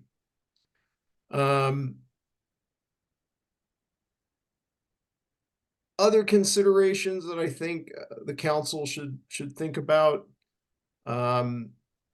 whether creating separate communities that have their own elected boards within the town. What does that mean for Minturn as a whole? There can be situations where you have, as a result of a district formation, some differing allegiances or differing incentives because of the district's existence. And probably a classic example of this would be if the town wanted to go out and seek approval for a tax increase. People who live in a district that has already an additional tax burden probably are less likely to support a tax increase for the town as a whole. Not that the towns needed to go out or wanted to go out for a tax increase in many, many years, but it's something, again, to think about. Having elected officials who are not on the Minturn Town Council can create a situation if someone gets on one of these elected boards and decides to use it as a bully pulpit where they rail against the town. And now you have an elected official within Minturn's jurisdiction that's not in line with the goals of the town as a whole. I don't know that there's a good way to rein in or restrict the possibility that happens, but it's something to think about. Districts also add some transaction costs because they're like the town. They have to have audits. They very frequently have to have legal counsel. And so you're duplicating a lot of things that the town already provides for the citizens as a whole, and you're requiring a subset of your residents to pay essentially those transaction costs twice. But there are positives that districts can provide. They can maintain infrastructure, and increasingly with a lot of developments, larger developments that have private roads, having a district in place that has paid staff and the ability to engage in a long-term maintenance strategy allows for private roads and private infrastructure to be taken off the town's books and put on the metropolitan district's books. And some of the discussions that we've had with Battle Mountain would be that certain of the internal roads and infrastructure associated with the development would not be maintained by the town and therefore added to the town's budget, but rather would be maintained by a metro district. That's positive to the town. Metro districts can manage things like open space and rec centers and parks to make for a nicer community. Now, I would add that I think a metro district, if they're going to be a taxing entity within the town, should make those common spaces available to the town as a whole. But that's, again, a additional consideration that we could put in our model service plan to make sure that we're not creating different levels of amenities for people depending on where they live within Minturn. Districts can finance infrastructure at less cost.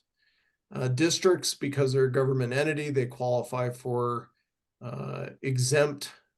tax exempt bond status. And that can result in meaningful savings in terms of what it costs to build core infrastructure and finance it and repay it.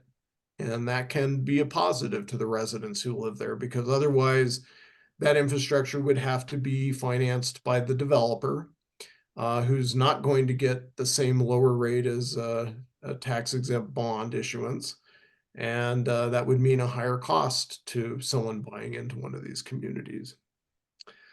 And with respect to Battle Mountain, a district can provide a dedicated entity to manage special needs areas. And in the areas that Battle Mountain owns, there are a number of properties that have special needs. And there are contamination issues, there are compliance issues, there are some maintenance issues.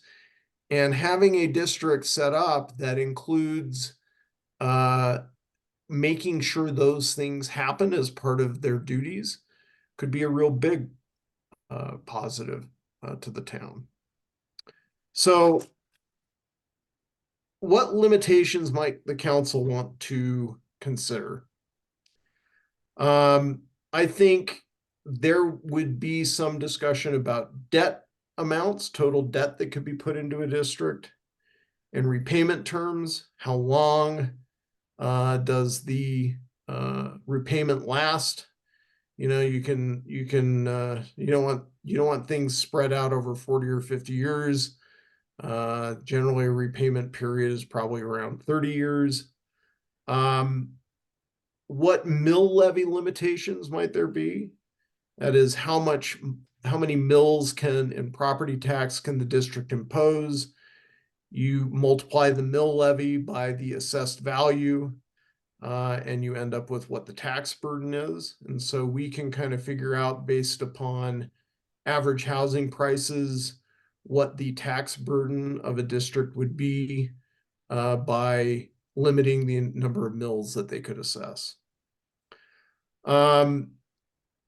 Restricting the types of infrastructure that can be included in debt that a district is obligated to repay. Major roads, parks, water treatment systems. Remember, Battle Mountain is going to have to build their own water treatment system. Major sewer upgrades, things that provide some kind of extraordinary benefit, I think are very appropriate to go and be financed by a metro district. You know, the little connections at the end of a cul-de-sac of really expensive houses, probably not. You know, the developer needs to have skin in the game as well, and not be able to transfer all the burden of the development onto the residents who eventually move in. A question that probably doesn't pertain too much to Minturn is whether a district should have some commercial, or if there should be different rules for commercial.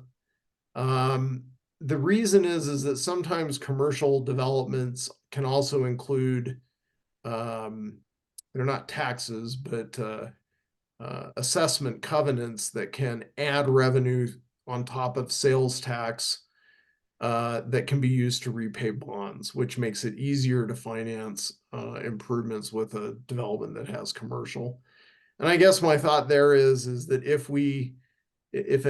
if Dow Junction were to develop and they wanted a metro district down there, we probably would come up with a separate set of criteria for how that would proceed, because it would have a different set of inputs from just a strictly residential development.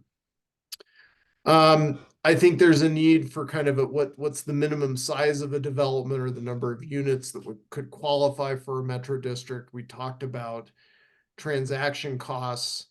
Those need to be spread out across a broader community of people to make sense. So having a 30 or 40 unit development with a metro district, I don't think makes a lot of sense. And we would be looking for, that metro districts could be used for larger developments that had a certain minimum number of lots.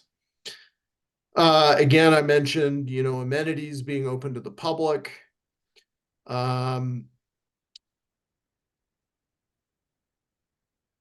That a metro district not duplicate services provided by the town, except if the town approves it. And again, in writing the service plan, that would be built into, the town would have a chance to review that and negotiate, or say we're not willing to allow a district to provide this service or that service because the town's already doing that. And that, well, I think that's kind of a guideline. I put some language in the memo that you received about these restrictions that we should be considering. I think kind of to close up my discussion on this point, you know, we do have Battle Mountain. We have the settlement agreement. It does include references to districts. Battle has some, again, some very unique things that I think makes a lot of sense to have district involvement. They're going to have to build a water treatment plant. That's going to be a huge investment. It makes sense, I think, for at least some of that cost to be financed through district debt that is repaid by the owners. I think that you'll get a lower cost of financing to make that water treatment plant happen.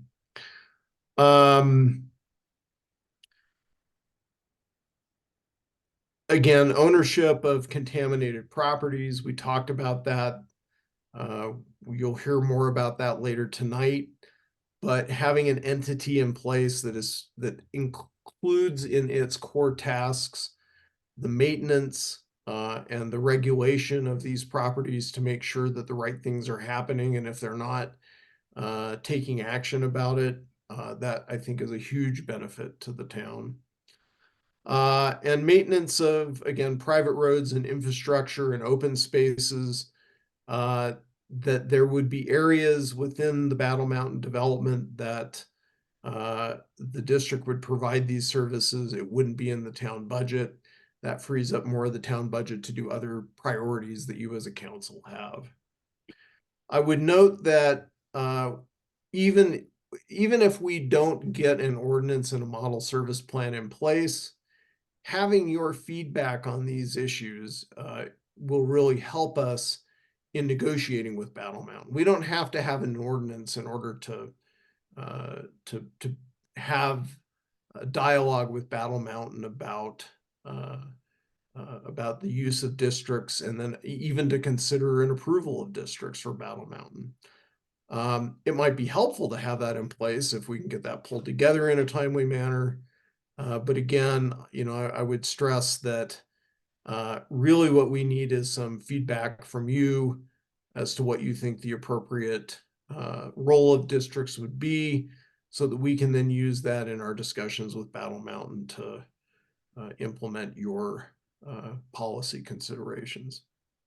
I would note that we're joined on Zoom by attorney William Nkele. He's a very renowned attorney who works with metropolitan districts, in particular when I've dealt with him in the formation of metropolitan districts. And I don't know, do we have Tim McGuire in the audience with us tonight? Okay. Yes. Yep. And in my discussions with Battle over the last couple days about this, you know, I felt it was important for them to help us understand what they think their needs are, so that we can take that into consideration as well. So I'm happy to answer any questions. Again, the point of this meeting or this agenda item is really to get your feedback and figure out what our next steps are to kind of implementing policy around metropolitan districts in the town. Thank you, Mike. Does anybody have any questions right now? I can put Tim up here and hear what he wants as far as what he wants to see with metro districts. But first of all, is there any questions that you guys want to ask Mike at this time? Mike, I think a lot of your concerns are kind of match my own as well. I do. Oh, do you? Okay. Oh, no, you go first. So my main concern is, well, I have a couple of main concerns, but is making sure that the metro district ends up with a reasonable fee structure for residents that are there. So to me, that would be a core issue for getting rid of a lot of painful issues that we might confront with that entity. So that's important to me. And then a tangent that I got to throw out there is, I think we need to look at our housing code and see if we can get reasonable legislation that when a metro district is formed, that any affordable housing that's part of that process could be limited and would be have discounted fees on that in order to keep the affordable housing affordable. So those are just two of my things that I have thoughts on. Go ahead. And Oh, yeah, I just had a question. You mentioned a lot of kind of limitations a town could put on a metro district. The one, that is kind of foremost in my mind is, you mentioned gypsum having 10, maybe 11 metro districts or something, but gypsum is a community of primarily, primary homeowners.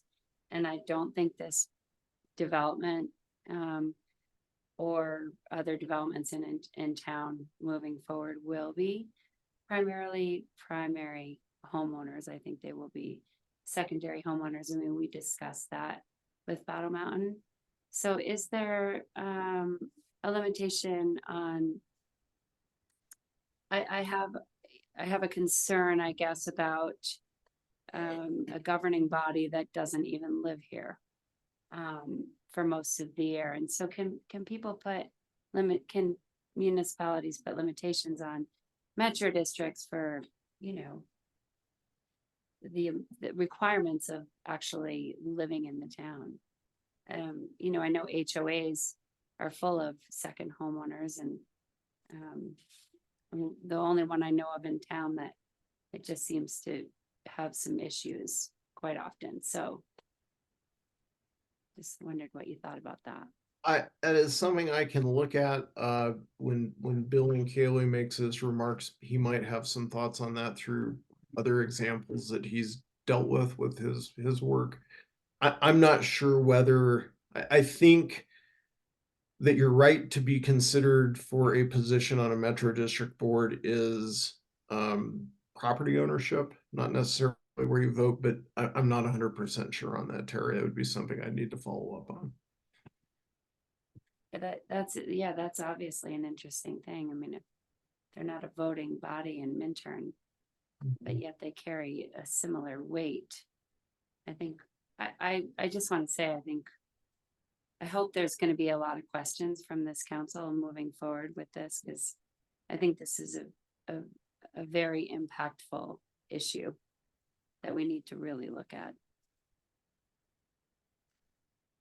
You had asked specifically for questions. I have a lot of thoughts, but I don't have any questions right now for Mike. Are we doing that after? I think we're doing both.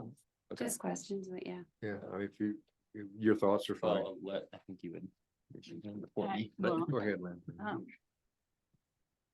Well, I think, and this is kind of a question, but it's my understanding that it just enables us to have these districts. It doesn't require us to have these districts. So it's just a broad framework that allows us to consider whether or not to have it. Whereas if we didn't have this, we couldn't even consider whether or not to have it. Is Well, that? I would caveat that by saying, actually, we could approve a district without having an ordinance in place dealing with districts. The state law provides a mechanism by which that can be approved. Just looking at the state law criteria. Again, I think there's some benefit in having an ordinance and a model service plan in place, because that helps guide that discussion, because it includes policy considerations that you've provided feedback on, but it's not a requirement that we have that before we consider a district. And I would also say that, to my knowledge, there are a significant number the newer developments in Gibson actually have significant second home owners now. I have some friends who are not here all the time, but they have houses in Gibson. And they live on metro districts. I would almost guess it is the Metro District because, it's a newer development. But I think those are all considerations that we have to take into account when there's an individual application for a metro district.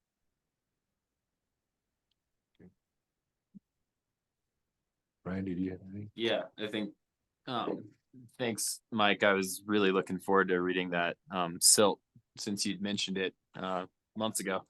I don't think my views on metro districts will surprise any of you hearing my views on HOAs. I do agree that they can serve very specific beneficial purposes. But I do think that the objectives and statements in the silt ordinance for, talking about how it's not the intent to create multiple entities that are duplicating services. I think we made some mistakes with Minturn North's HOA and allowing we got too far down the development where the developer maybe didn't understand what he was bringing this HOA and the intent of what I think we need to do with any development and big developments especially, which is to integrate them into Minturn. And, we're growing the town and making it a bigger, better, more sustainable town rather than creating little sections, mimicking, the Front Range development patterns where a rancher turned over some thousands of acres and they had to build a metro district. And then you end up with problems like Highlands Ranch where they don't want to vote for, light rail connections or things like that. They feel like they're operating as these separate little blocks. And I could see situations like that happening here if we allow metro districts that are building fancy rec centers and then those citizens don't want to upgrade a park in Minturn because they've got a very nice park and a rec center within their metro district they're paying for. Or even, I think it's a mistake to kick road maintenance down the can and snow plowing because they're doing a great job, in the metro district. They're paying for it. Maybe something comes up in the town of Minturn where, we need to invest in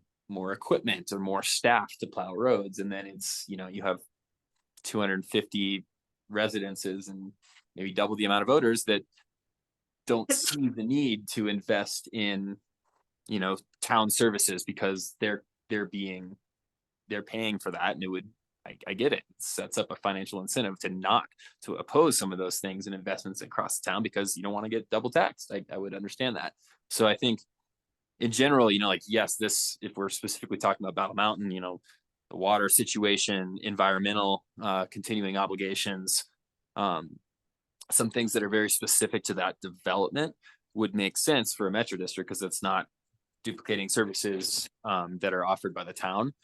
But allowing that scope to creep and build, duplicate services or create these things where you have a whole population base that's then opposed to the rest of the citizens in Minturn is something that we really need to be careful about.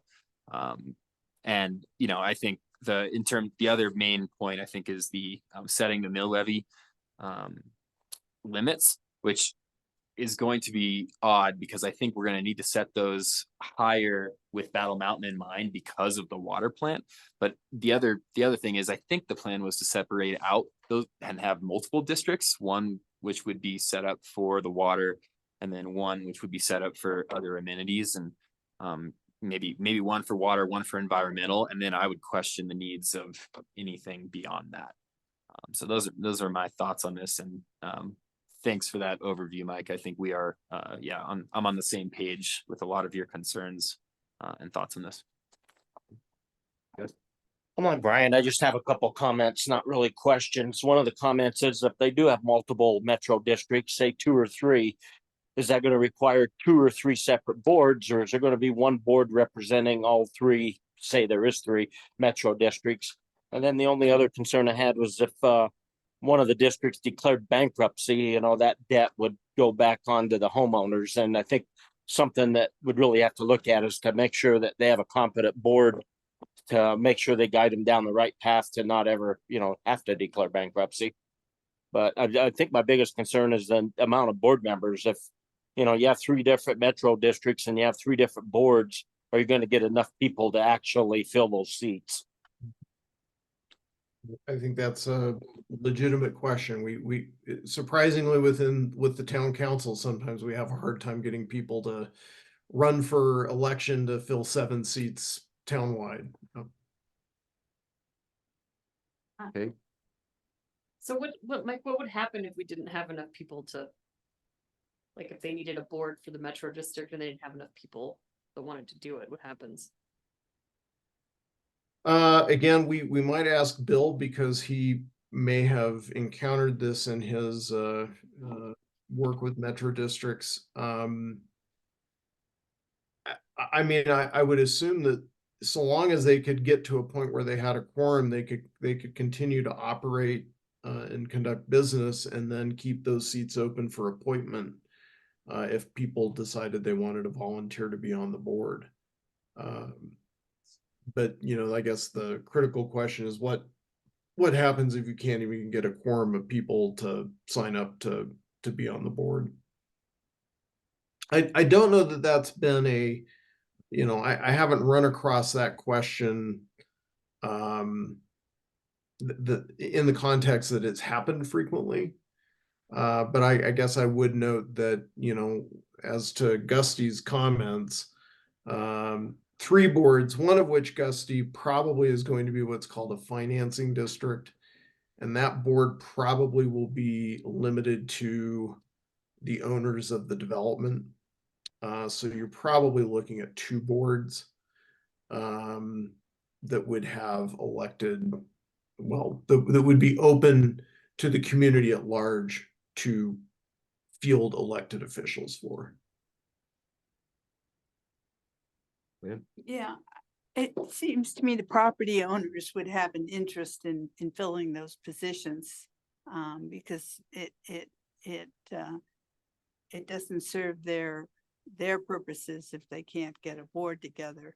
But for the most part, I agree with Brian and everything you said. I mean, I think it's important to keep the communities integrated as much as possible with Minturn.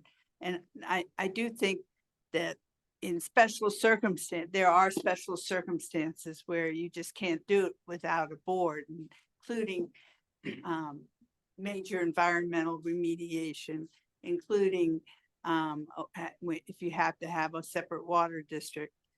And I think I would also extend that if there's a huge amount of infrastructure and roads that have to be built. To me, I could understand that being part of a metro district as well.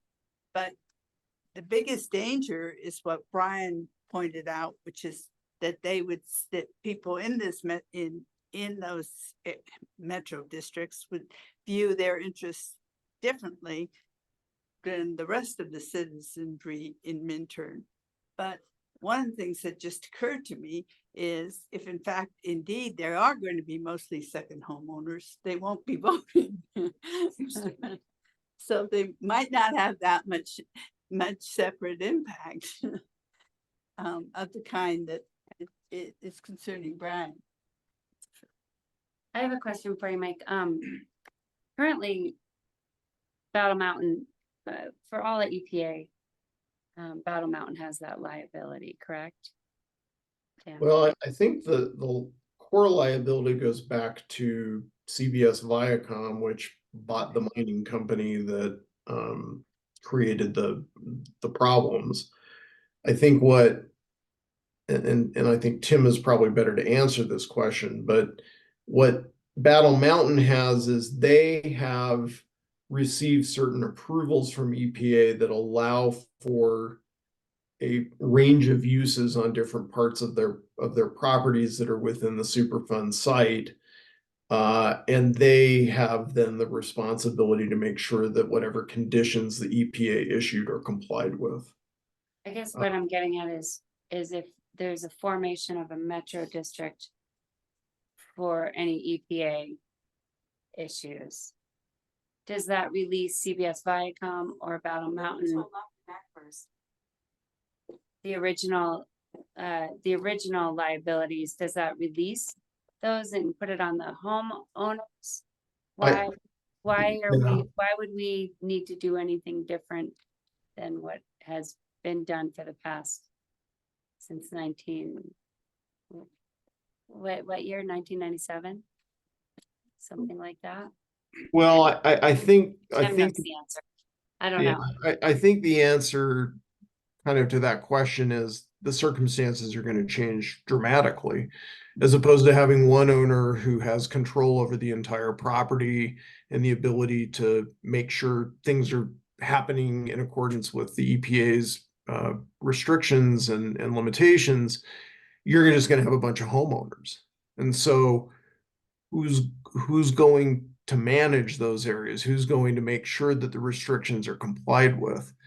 And the answer, frankly, is one of three things: the town, which I don't think the town wants, an HOA, which is a much less effective entity to manage these types of issues, or a metro district. And I think the metro district provides a very strong opportunity to have professional management of these areas in a way that's ensures that the environmental restrictions are being complied with. Just on that note, I wonder if that community above Breckenridge that was built on a almost CPA site, Wellington, if they have a metro district, and if we could look into what has been done up there with regards to EPA. Go ahead, Tim. Sorry. No, Go ahead and do your thing, Tim. Tim McGuire, 164 Railroad Ave in Minturn, and it's great to see you all. I wasn't planning to say much, but there's a lot of questions you just asked, and Terry, to address yours first. Mike's correct. We really don't have liability for the site. It's with, and it'll always stay with CBS Viacom. And actually, before anyone could build a house on any portion of the property, we would delist that. We would have to delist it. It would have to be removed from the CERCLA site. So it wouldn't be an EPA site anymore, although there still would be, as Mike indicated, some restrictions on where you can dig or what you can do. And typically there's a 5-year review to make sure the site still complies with, it's no longer hazardous. So there's some ongoing stuff, and I'm sure Polly, when you speak with her later, can answer these questions as well. But so I think what we see a metro district as doing is just what Mike and a lot of the board has said tonight. It's kind of to address these extraordinary things that we've agreed to as the parties as part of this settlement with the water system, with EPA. You know, we would like to include roads in there. But really, that's really what we're looking for this district to do. So this is going to be an entity that would be there forever, that, you know, you could rely on, is going to do the annual compliance reports for EPA. Because some of the areas, excuse me, I think the town is looking to maybe have an easement on some of the areas where we would still remain the underlying landowner, but the town would have the ability to do different uses on some of those areas. Those we would have to have annual compliance reports and make sure we're taking care of everything that's within the current restrictive notices on those areas. And there's not a lot, but there's enough where signage and trespass and some other things that you're going to want an ongoing entity in place to take care of that. Because as Mike said, you don't want it to be the town. It shouldn't fall back on the town and the existing citizens that live here. And a district is an ideal way to set it up. I've been on the Eagleville board for 7 years, so I'm pretty familiar with districts. I don't know all the technicalities, but I do know how they operate. One of your questions, you do have to live in Colorado to be on a board. You can't live in another state, but you don't have to live in the community.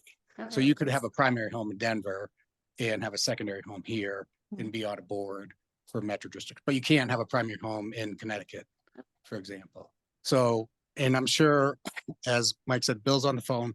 He wasn't really planning to talk tonight, but he wanted to kind of just understand the concerns of the council. Really, in Eaglevale, most people don't even know we're in a Metro District. There's a Metro District and a POA there. People get them confused all the time. I would think the majority of people in town, if there was a Metro District on our property, would not even know there's a Metro District. But to Lynn's point, I do think there is enough people typically in a district that are looking out for their best interest, that would want to serve on a board that a district has. And to be honest, a lot of our meetings in Eaglevale, which has much more responsibilities than I think this district would have, it's pretty easy to serve on that board. It's once a month, it's a 1 hour meeting, and it's not as intensive as running a town that you guys do here. It's pretty easy. But I think, as we've all discussed, the core things that this district is looking to do is the infrastructure, the water that we've agreed as parties to the settlement are going to be separate. So we need some type of government entity, because it's a government type function to do that. And if we could do parks or roads or, the EPA, I think, is the thing we'd want to be addressed in this as well. But I think, as you said, we'd submit a service plan that would be based off a model service plan if you guys come up with one, that you would review and say, no, we don't like this, or yeah, this makes sense. So I think that's how we see it moving forward. Are you in a position to really give us a 30,000-foot level of your thoughts on what Metro districts you would have? As I said, I served on a Metro District for 7 years, but I'm not an expert on them.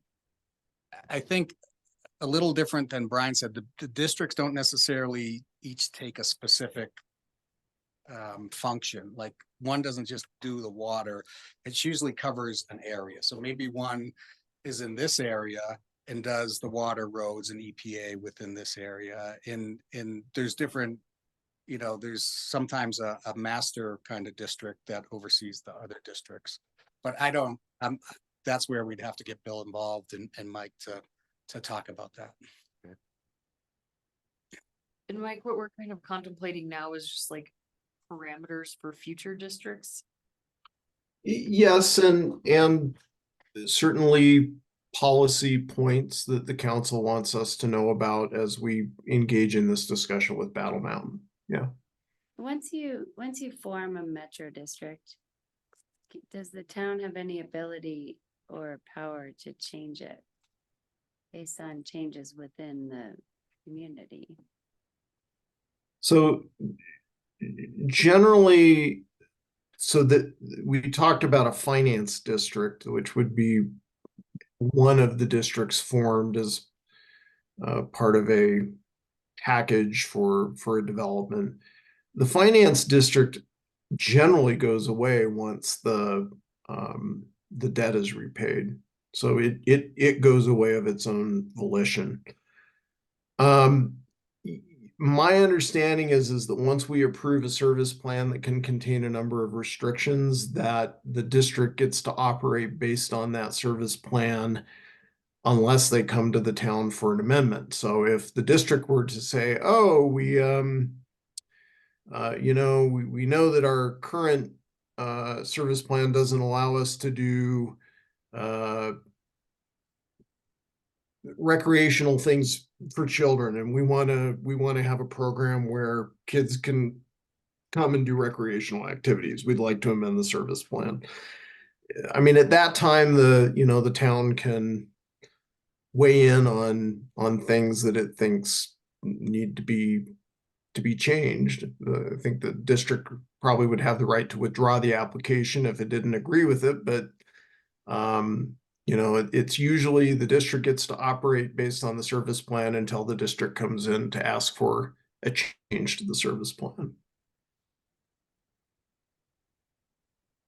So with the district, let's say we approve the projects and the district and so forth, and then they decide they want to do something really different with their land. That would still be subject to our approvals, correct? Well, so the district may own some land. It may own open space, could own parks. It might own some of these, like the CTP is an option that could be owned by the district. And I think we would write into the service plan provisions that, that the town agreed that the district had to maintain those properties in conformance with. And I guess if they wanted to do something radically different with those properties, yeah, they'd have to come in and seek a service plan amendment. Do you anticipate, and so I'm just trying to wrap my head around it, but do you anticipate a development at Molloy Park with a metro district and then school board coming in and also having a metro district and sharing? Or maybe you are anticipating that, I don't know, but, or I just. So is there a possibility of like multiple metro districts down there for different entities serving different services? I guess I'd ask Michelle, but I've not heard anything from the school district where they were contemplating that a metro district would be formed. I have not either. No.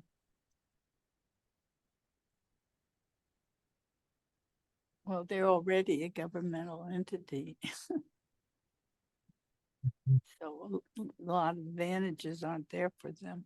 Well, if they retain ownership of all those, the housing, if they don't, I don't know. I don't know how that works.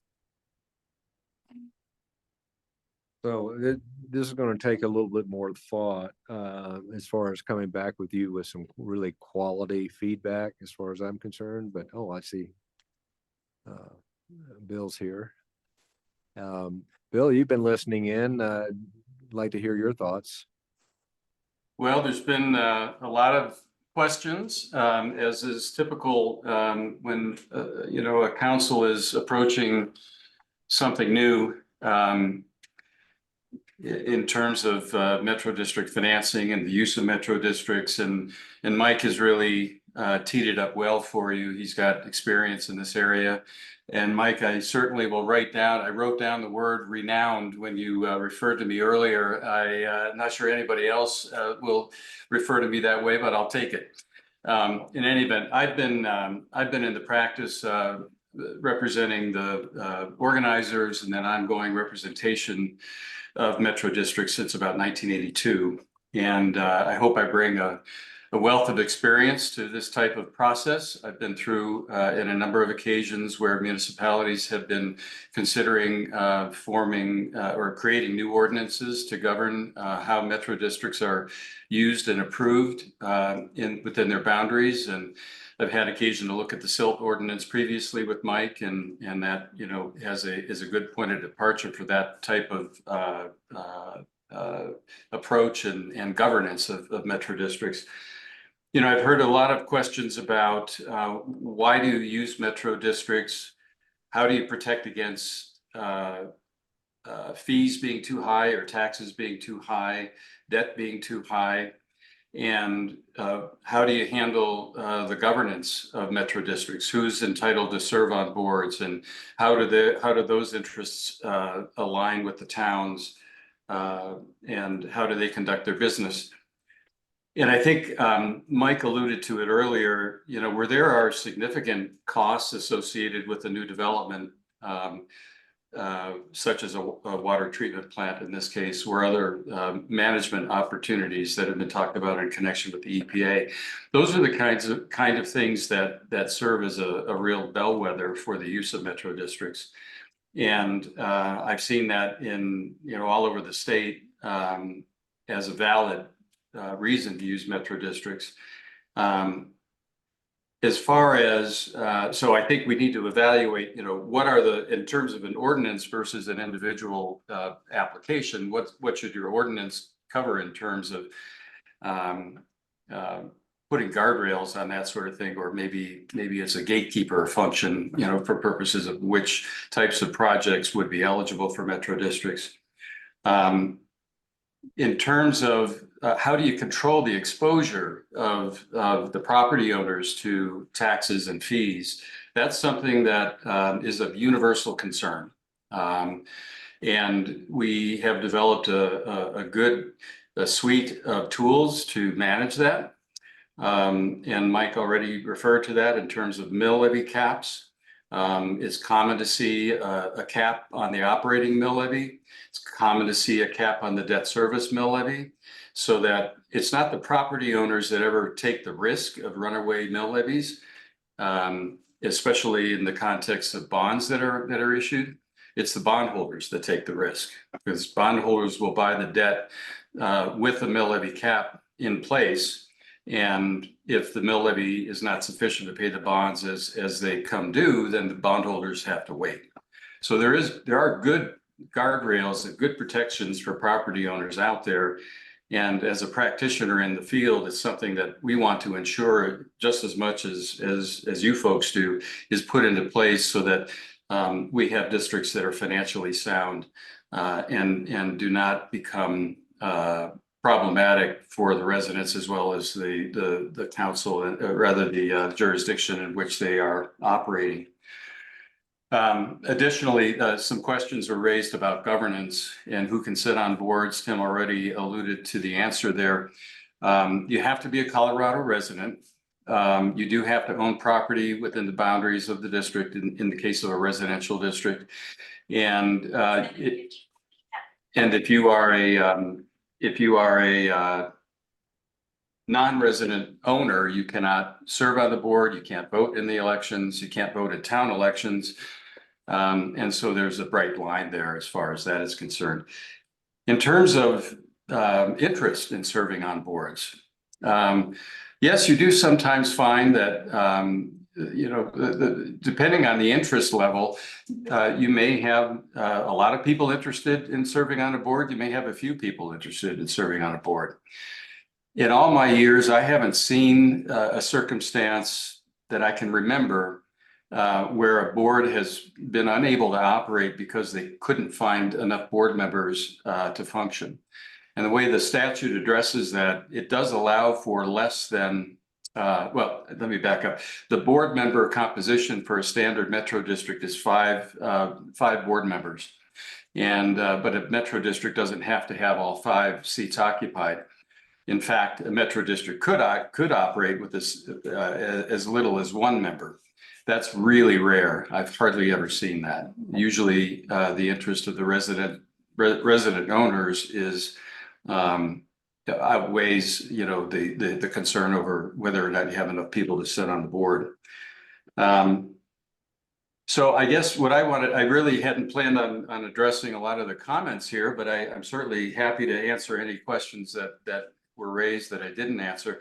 I'm here to work with the council and Mike to come up with an outcome. And if it's an ordinance, that'd be great. If it's not an ordinance, then to come up with a proposed service plan for the battle project, that serves everybody's needs. So happy to participate. Yeah, Bill, if a couple of questions that I'm going to kind of re-summarize. One was, can a district have a different kind of tax structure for affordable housing located within the district's boundaries? In other words, if we know there's going to be some number of units that are dedicated to affordable housing, is there a way to have them pay some, but not necessarily all of what the normal mill levy would be? Yeah, by statute and by the Constitution, you have to have uniform property taxes within a given taxing district. However, there's a concept called a sub-district, which is provided for in Title 32, the Special District Act, where you can create a separate enclave, if you will, within the boundaries of what is a larger district that can have a different taxing rate. Basically, it's supposed to be based on different level of need, but there is a way to accommodate that, I think, within the sub-district provisions of the statute. We can talk further about that. And then with respect to, let's say we create 3 metro districts, a financing district and then 2 service districts. Does that mean we have 3 elected boards? And again, I realize the financing district is really kind of a special or unique thing. They usually don't get involved in much other than repaying their bonds. But would we be looking at 2 openly elected boards in that case? Each metro district is a separate governmental entity, so it would call for a different board of directors. But there are ways, there are ways to consolidate those boards. It depends on if you have a financing district, maybe that board is organized or qualified on a certain piece of property within the boundaries. And then, and that kind of stays intact for purposes of the financing. And as you said, it goes away. And then you have another district that is the long-term operating district, or 2 districts, depending. We haven't completely designed, in our case, we haven't completely designed the districts, but you would have flexibility to assign operating responsibility for one district. And you would have a separate board for that district. So there isn't an easy way to consolidate, multiple districts into a single district board. Sometimes we create authorities where we have the 3 districts marry together and create a single, board at the top level to administer, all of the functions. But we're kind of getting a little bit into the complicated part of it. So I don't want to go too far down that rabbit hole. Members of council, while we have Tim and Bill present, we welcome you asking any questions that you may have. So while we've got this expertise here in the room. On the phone. You want to ask a question, Tim? No, I said the expertise is on the phone. It's not in the room. You put out on the ground, boots on the ground. You're on a board. So could you give me a little bit better idea of how the bond system is going to work? Is it, do market conditions in any way change fee structures as far as that goes? The way bonds are typically issued, they are issued with a cap on the mill levy. Okay, so typically it's 50 mils. It can be any number you wish, but you fix the mill levy at 50 mils. That's the maximum liability the property taxpayers have for taxes. As far as fees are concerned, the fees by state law can only be imposed for the reasonable costs of operating whatever the system is that you're working with. So you don't have carte blanche to just jack up the fees to your heart's content. They have to be associated with the reasonable costs of operating whatever it is that you're raising the fees for. So there are some guardrails there, and good ones, in my view. Would it make sense in the ordinance to potentially separate out metro districts, the mill levy cap for areas served by Minturn's water versus not, so that this potential development that had to develop and pay for its own water system could have one cap, where then somebody in town that is served in our water district would have a lower cap theoretically, because they don't need to put in that huge capital expense?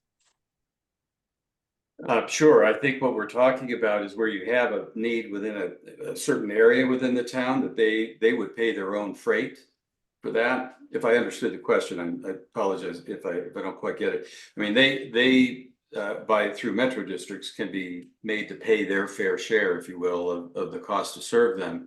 Whereas other areas of the town, of course, wouldn't be subject to that additional property tax. So they would simply pay whatever it is the town is imposing. Now, if you had other metro districts, we're talking about an ordinance here, if we had other metro districts that were organized within other areas of the town, they might issue bonds to pay for like the water infrastructure necessary to serve their development, but they wouldn't be operating that water infrastructure. Maybe that water infrastructure is operated by the town, and then the town would impose its own rates for that, which are consistent, based on the type of use. That answer your question, I hope? Yep. And Brian, and maybe just kind of thinking out loud to Bill, this might be a reason why we would want to put the water infrastructure in its own metro district. Frequently, in order to get bond financing to build something like a water treatment plant, you have to execute what's called a rate covenant. And the rate covenant is going to say that whatever it takes to repay the bonds, the metro district agrees to impose those rates up to whatever's needed. My guess is that Battle Mountain is desiring that the bonds related to the water treatment plant be repaid through a combination of property tax assessments as well as rates. But the concept of a rate covenant is very unique to kind of water, wastewater infrastructure. And it's not just metro districts. Like when Minturn goes out to get bonds or to issue bonds to build water treatment plant improvements, we too will sign a rate covenant. So just thinking out loud there, Bill.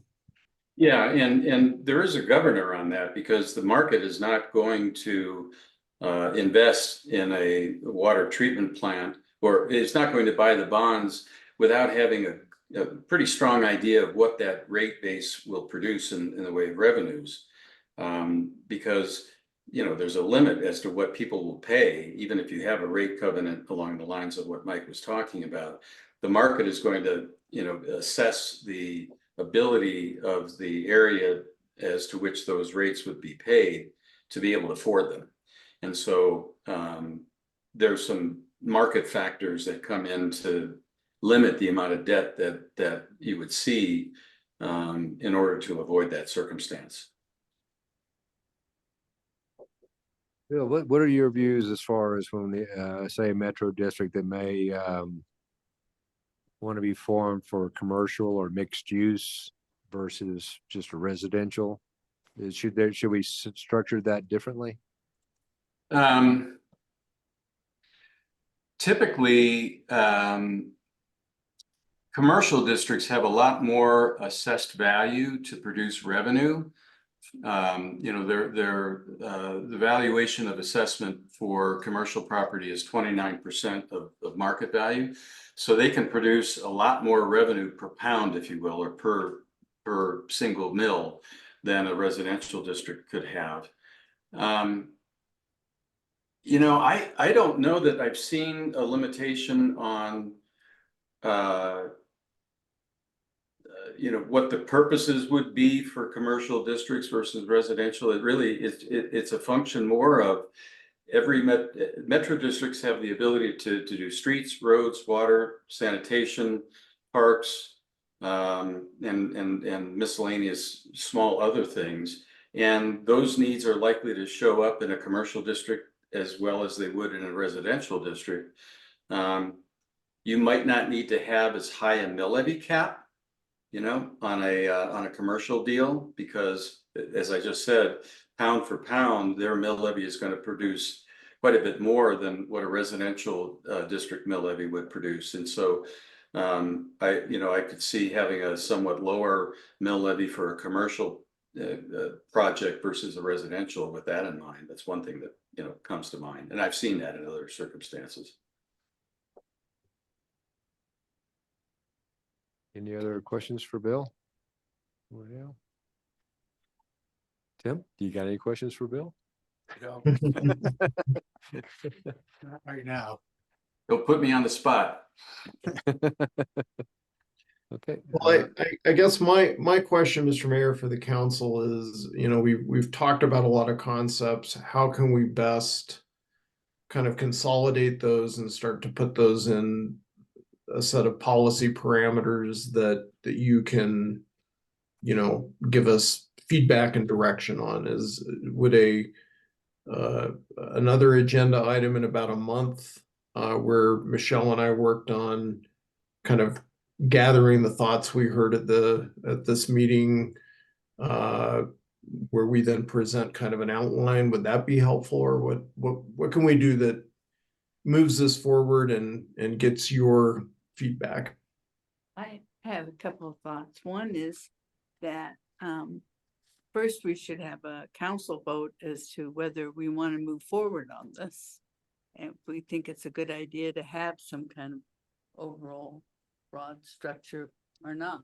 I thought we already agreed in the settlement that we Yeah. were gonna have a. Well, if we've already agreed to it, then it seems like the next step would be changes the model silk proposal into a Minturn proposal, and then we can debate whether we want to pass it.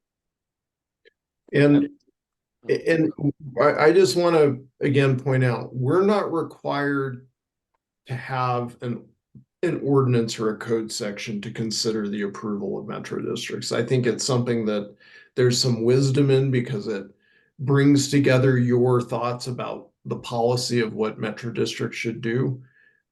But it's not a requirement. We could simply get your thoughts about the policy, and then for the metro districts we know we're going to be talking to Bill and Tim about, use that as our basis for kind of those discussions.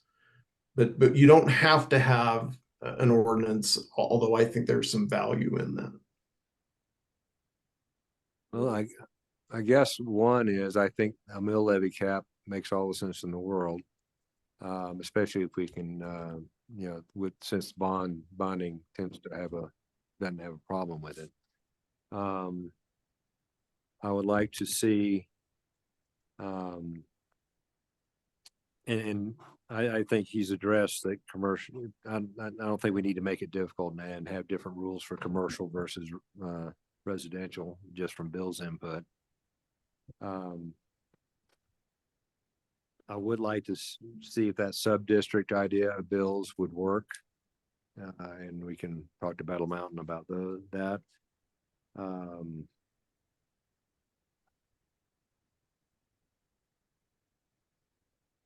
And that's all I am. Managing recreational systems, and basically is what happens when you have them creating a park and a recreational system at their cost. And once again, we're concerned about keeping our town as a community as a whole. We're concerned that it's kind of on the far south end of our town, and our infrastructure of sidewalks and bike paths isn't there yet. We hope to have a trail going to it, but as far as pedestrian access. But I guess, let's say they come up with a great children's park, and boy, the parents in town with the young children want to take it down there, and yet the residents are paying for that. Those are conflicting. Those types of issues can be cause conflict in the town. And so what are mechanisms that we can put in place that would make sure they enjoy our town as much as we do, and also that if there's things that create conflict, how can those be managed?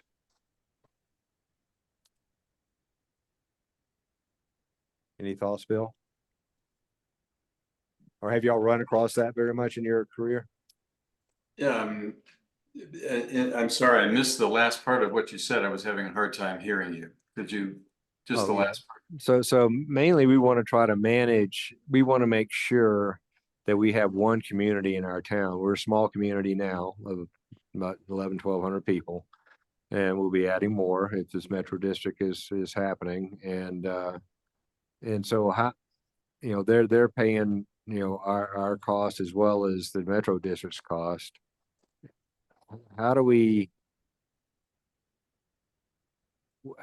integrate them into our community as best as possible? I mean, have you had those kind of conflicts going on? Yeah, you know, honestly, I have not seen a tremendous, very many examples of agenda conflicts between metro districts and the governing jurisdiction. Um, Usually that's, and primarily because metro districts are designed to finance improvements and oftentimes turn them over to another jurisdiction to operate. But to the extent that doesn't occur, then they have, you know, internal, like in the case of Battle, would maybe you have a water treatment plant that needs to be operated by that community. And so that's of interest to that community. And the town isn't really directing what's happening with respect to that water treatment plant. And so it really becomes an internal community concern.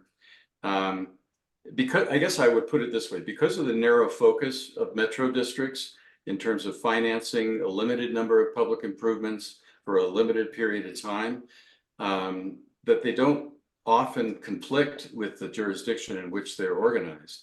You know, any of the improvements that are built by the metro district within the boundaries of a property will have been approved by the town in the first place. There's no decision-making authority on the part of the district that usurps the authority of the town to determine what a particular development has to put in the way of public infrastructure to make it work.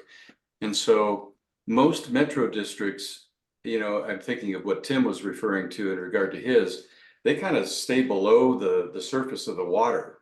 And I really don't see very many examples. I can't really think of one of a conflict, you know, between a metro district and a governing jurisdiction that comes to mind. I mean, they just operate in different areas.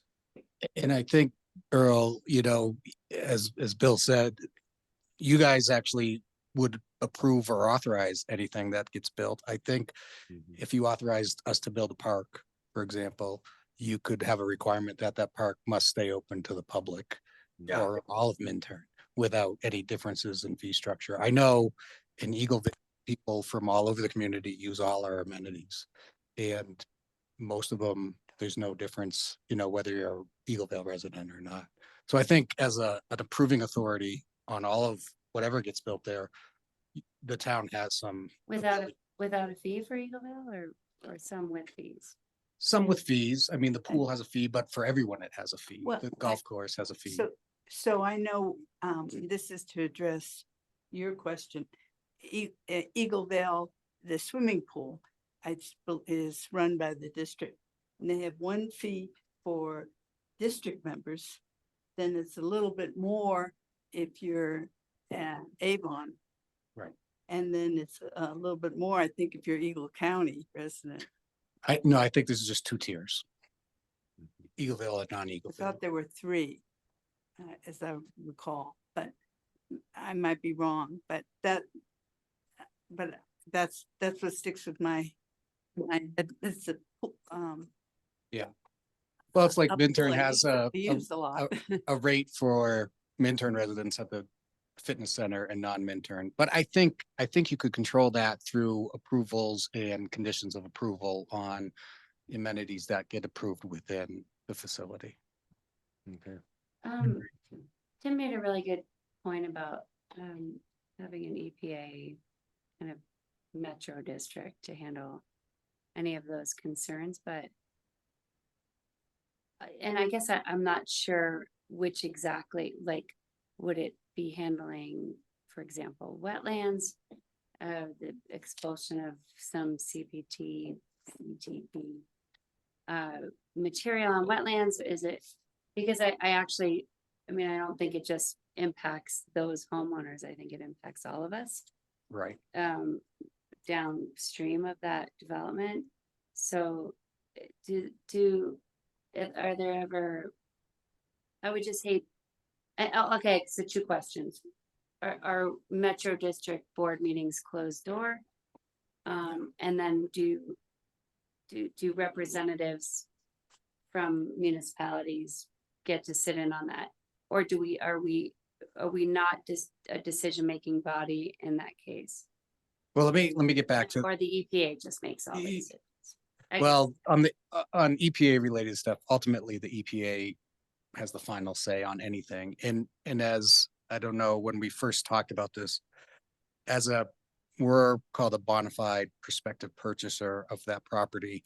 We have no, if the cap starts to deteriorate or there's something new that's found in the wetland, we have no responsibility. That's all CBS Viacom.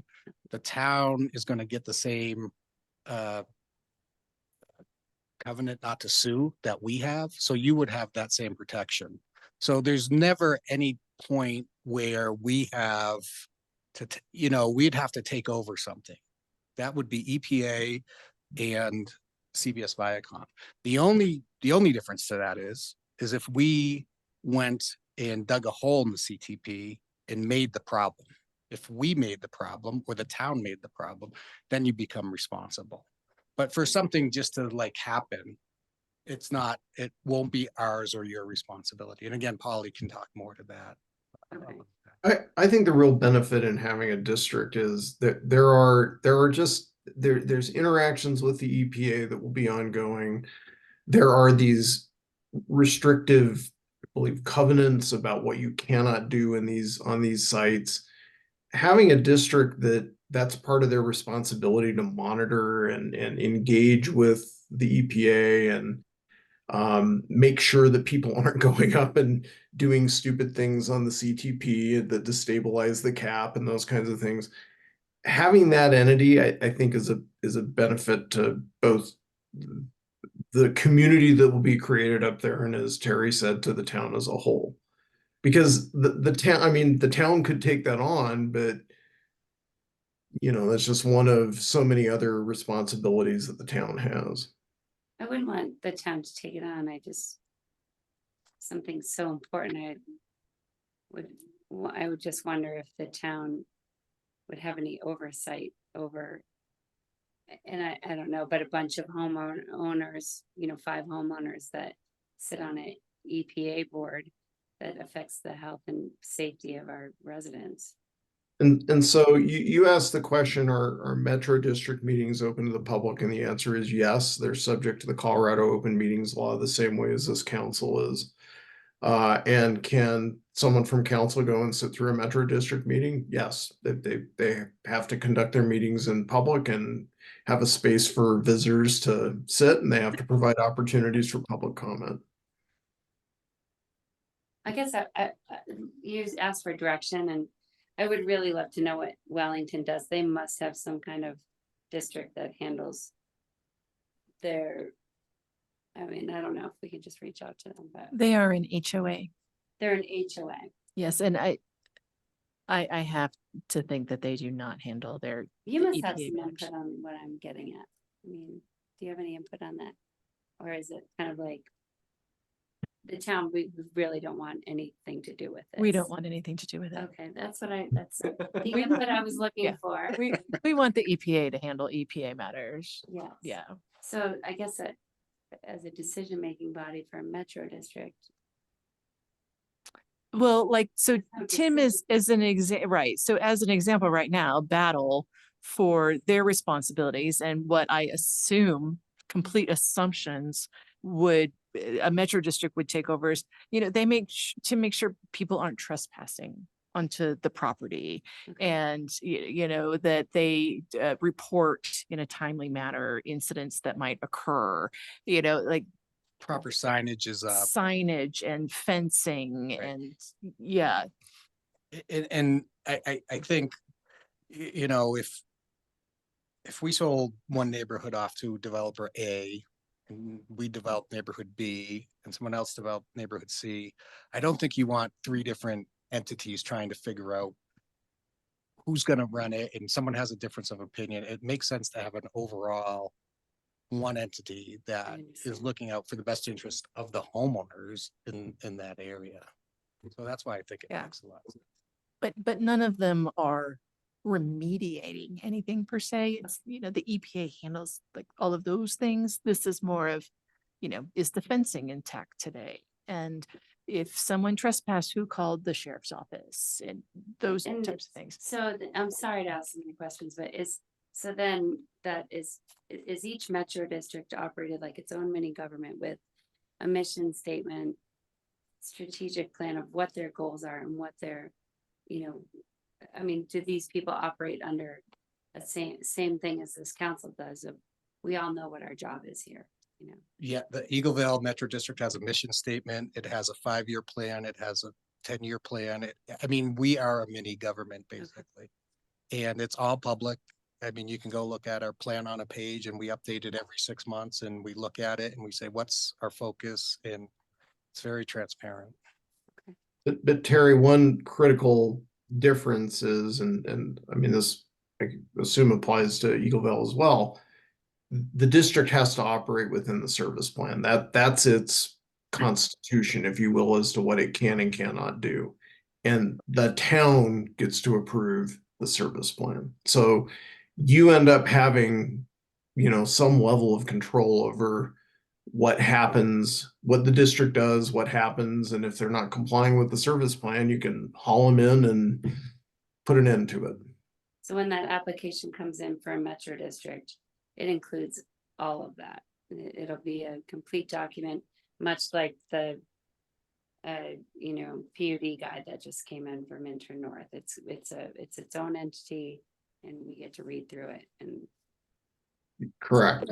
There would be an application with a draft service plan and probably a number of financial spreadsheets about how the district believes that, you know, it would assume debt and repay it and operate its services and those types of things. And that would then be reviewed by staff, including a person named Jim Mann, who you've met several times on our water rate structure, but we'd get him involved to help us look through the financial portions of this, and then we would provide a staff report to you. So the question to us right now is, so no matter what, if we decide to adopt an ordinance or not, we're expecting through the settlement agreement for you all to bring up to 3 metro districts to us. The question right now is, do we want to direct staff to ask or to modify that ordinance and start working on that? It's kind of separate from the settlement, right? That's the question Yeah, tonight. well, and I think Mike's idea of, like I say, we don't have to have a service plan for Metro. But it helps guide the process, right? So I think it's best to go ahead and figure that out and have the process in place. So you're saying, what I heard Earl say is he's in favor of having a draft ordinance come back for all of you to consider. With a model service plan. And With the model service Oh, plan. with a model service plan. and as part of the presentation of that, just to maybe talk about the changes between the silt ordinance and what's been kind of changed in order to meet the needs of our community plan and the needs of Minturn. I'm on board with that. And Bill, I just saw one of the questions that didn't have answers, but what happens if a district defaults on its debt? Would that have any repercussions for our town? The way the state law works now, and with respect to what will certainly be a limit in your model ordinance, if it follows the silt ordinance, there's a 50 mil cap, as I've said, on the debt service side. And the bond documents, the way they're written, when there is a mill levy cap, says it is not a default on the bonds, as long as they are levying to the amount of the cap. Okay, so that back in the early 90s, late 80s, early 90s, there were a number of districts that when these provisions, these controls were not in place, that were about to default on their bonds, and they were going to have to raise the property taxes through the roof to pay them. And the legislature came in and said, we can't have that. And they put caps on the amount of debt that can be issued by metro districts. And since that time, service plans across the state have been proposing mill levy caps to prevent bonds from going into default. And so we really don't have a situation where bonds are, where bonds go into default and there's any impact on the property owners, that they just continue to pay the property taxes up to the cap, and there's no adverse impacts from a default. There's no pejorative impact of that either for the town or the district, because it continues to pay the debt to the bondholders, and the bondholders don't have any rights to enforce anything more than that.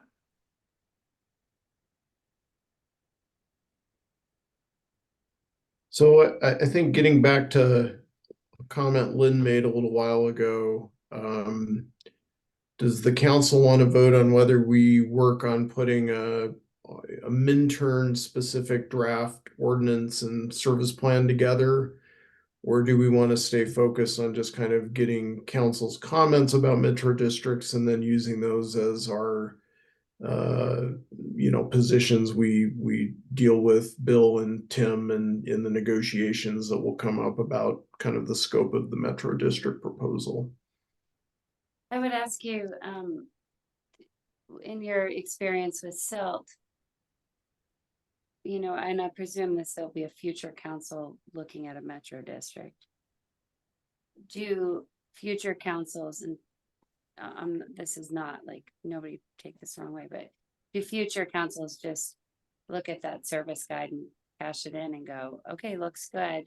Or does SILT take the time to craft and use it as it's intended as a service guide to craft, you understand what I'm saying?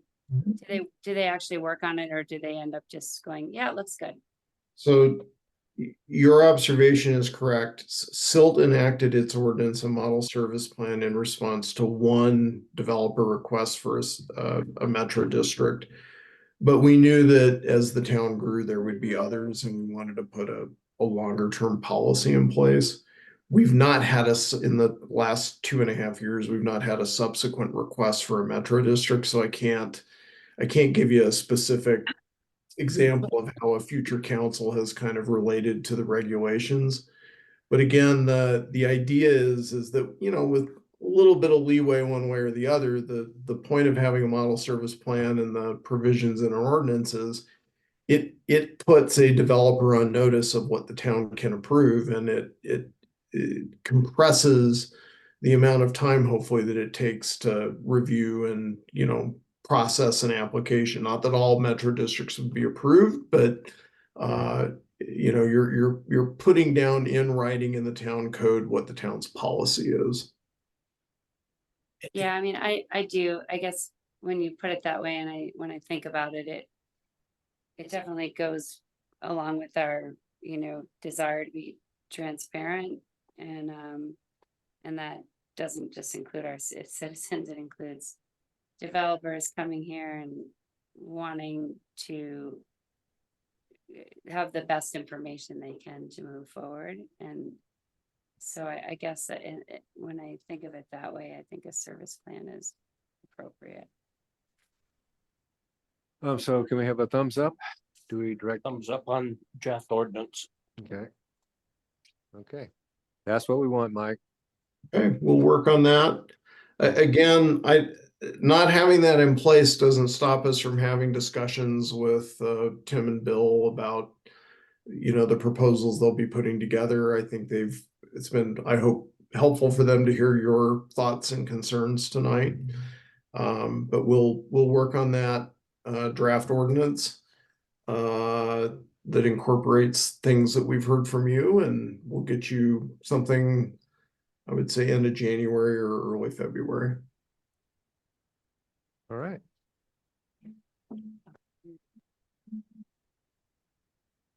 Okay, so thank you, gentlemen. Appreciate it, Mike. We'll Thank see you. Everyone has a We nice need a holiday. hockey too, this Tim. year. Yeah. Mike, good to see you. Hope you continued good health. Thank you, Tim. Happy holidays to you.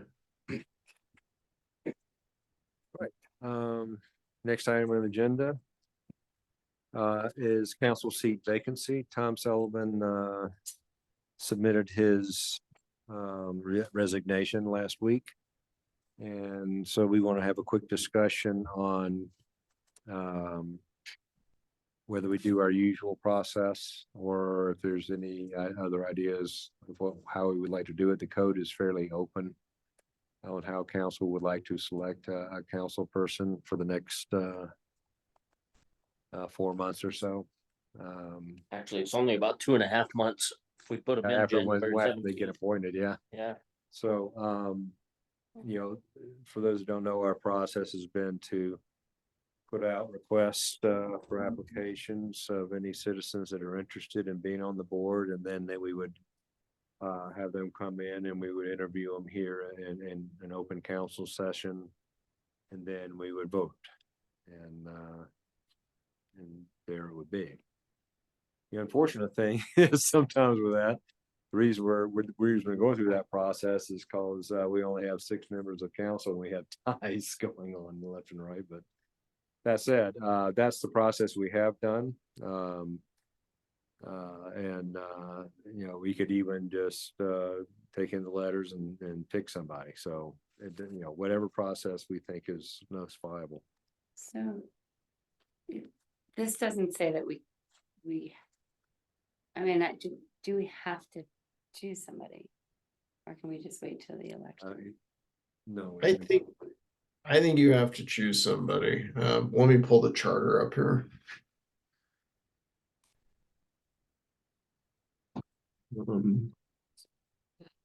As people know that have done that process, it's just such a crappy process.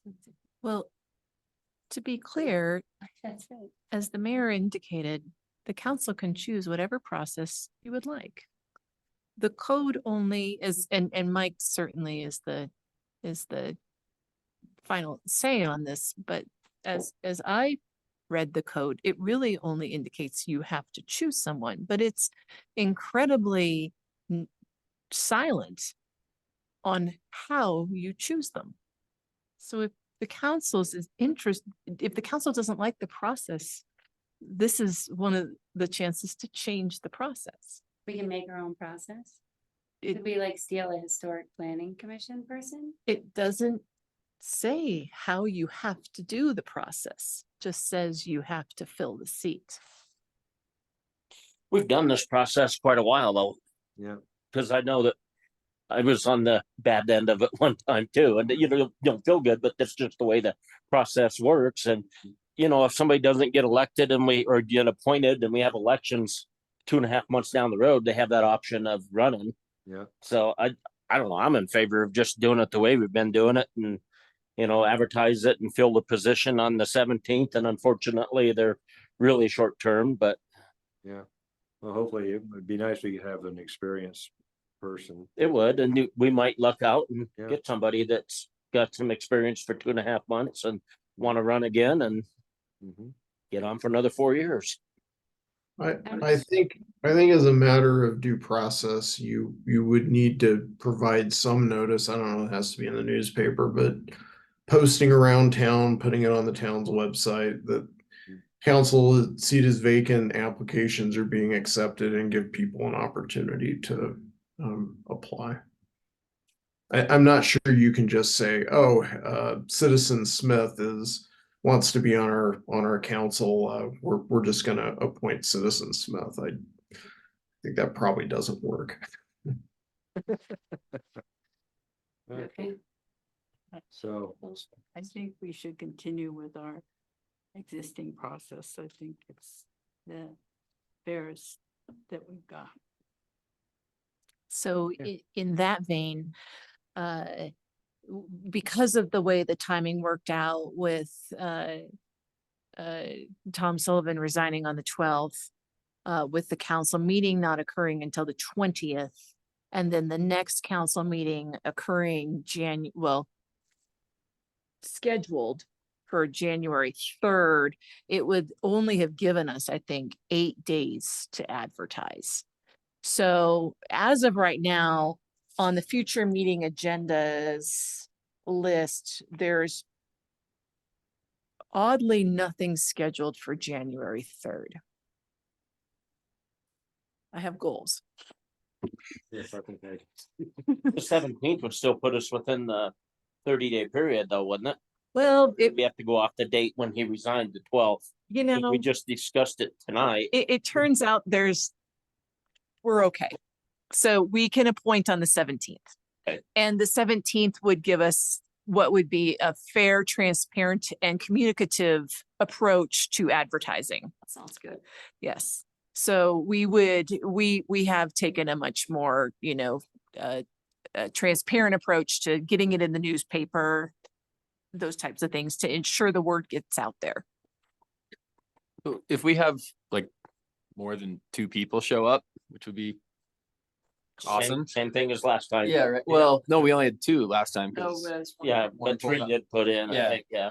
But so say we have 3, how does the voting process go? Is it like a bunch of rounds or we just do Yep. like ranked vote? It is. Can we do From, ranked choice and just get it done in one? No, well, you could if everybody goes the same. No, you just do, it's like you choose your 1, 2. Yep, 3. so- Is that hard to do in a meeting, I guess? No, Wait. Jay has a system Okay. that he has done for years. Yep, you get a little piece Yeah. of paper and you pick who 6 you want. voting members for mayor that kept ending in a tie. Yes, it's painful. And it would end in a tie and then you would see 2 council members switch their vote and then it would tie again. I went through that one time. Voting would be like really easy. If you just put It's- your top 2 candidates, then you can. I don't know, whatever. That's when you put your name. You'll see when we get there. Yeah, Yeah, okay, it great. makes Real sense. fun. Yeah, And sometimes it takes 4 or 5 rounds to get it, but we'll get sounds there. awesome. I don't know how many people will apply for Short term, yeah. Yeah. 2-month Well, term. hopefully But we will get lots of folks interested in the general election and some of those folks would be interested in applying for the short term as well. Would be great. That would be awesome. Helps us on election year, huh? Okay, so we'll do it the same way. We will get going on getting that in the paper and the website and town notifications. Okay. And I just sent an email out with the formal motion for moving into executive session. I would make a motion to move into an executive session for the purposes of good God, for conference with the town attorney for the purpose of receiving legal advice on specific legal questions under CRS section 24-6-4024B and for the purpose of determining positions relative to matters that may be subject to negotiations, developing strategy for negotiations and or instructing negotiators under CRS section 24-6-4024E. Second. There's another sentence there you need to read at the very bottom. To discuss matters involving the Battle Mountain Settlement Agreement related to properties that the town may acquire in an interest in and about contaminated lands and long-term ownership and maintenance thereof. Still second. Okay, motion by Terry, second by Kate. Yeah, all in favor? I, Oppose?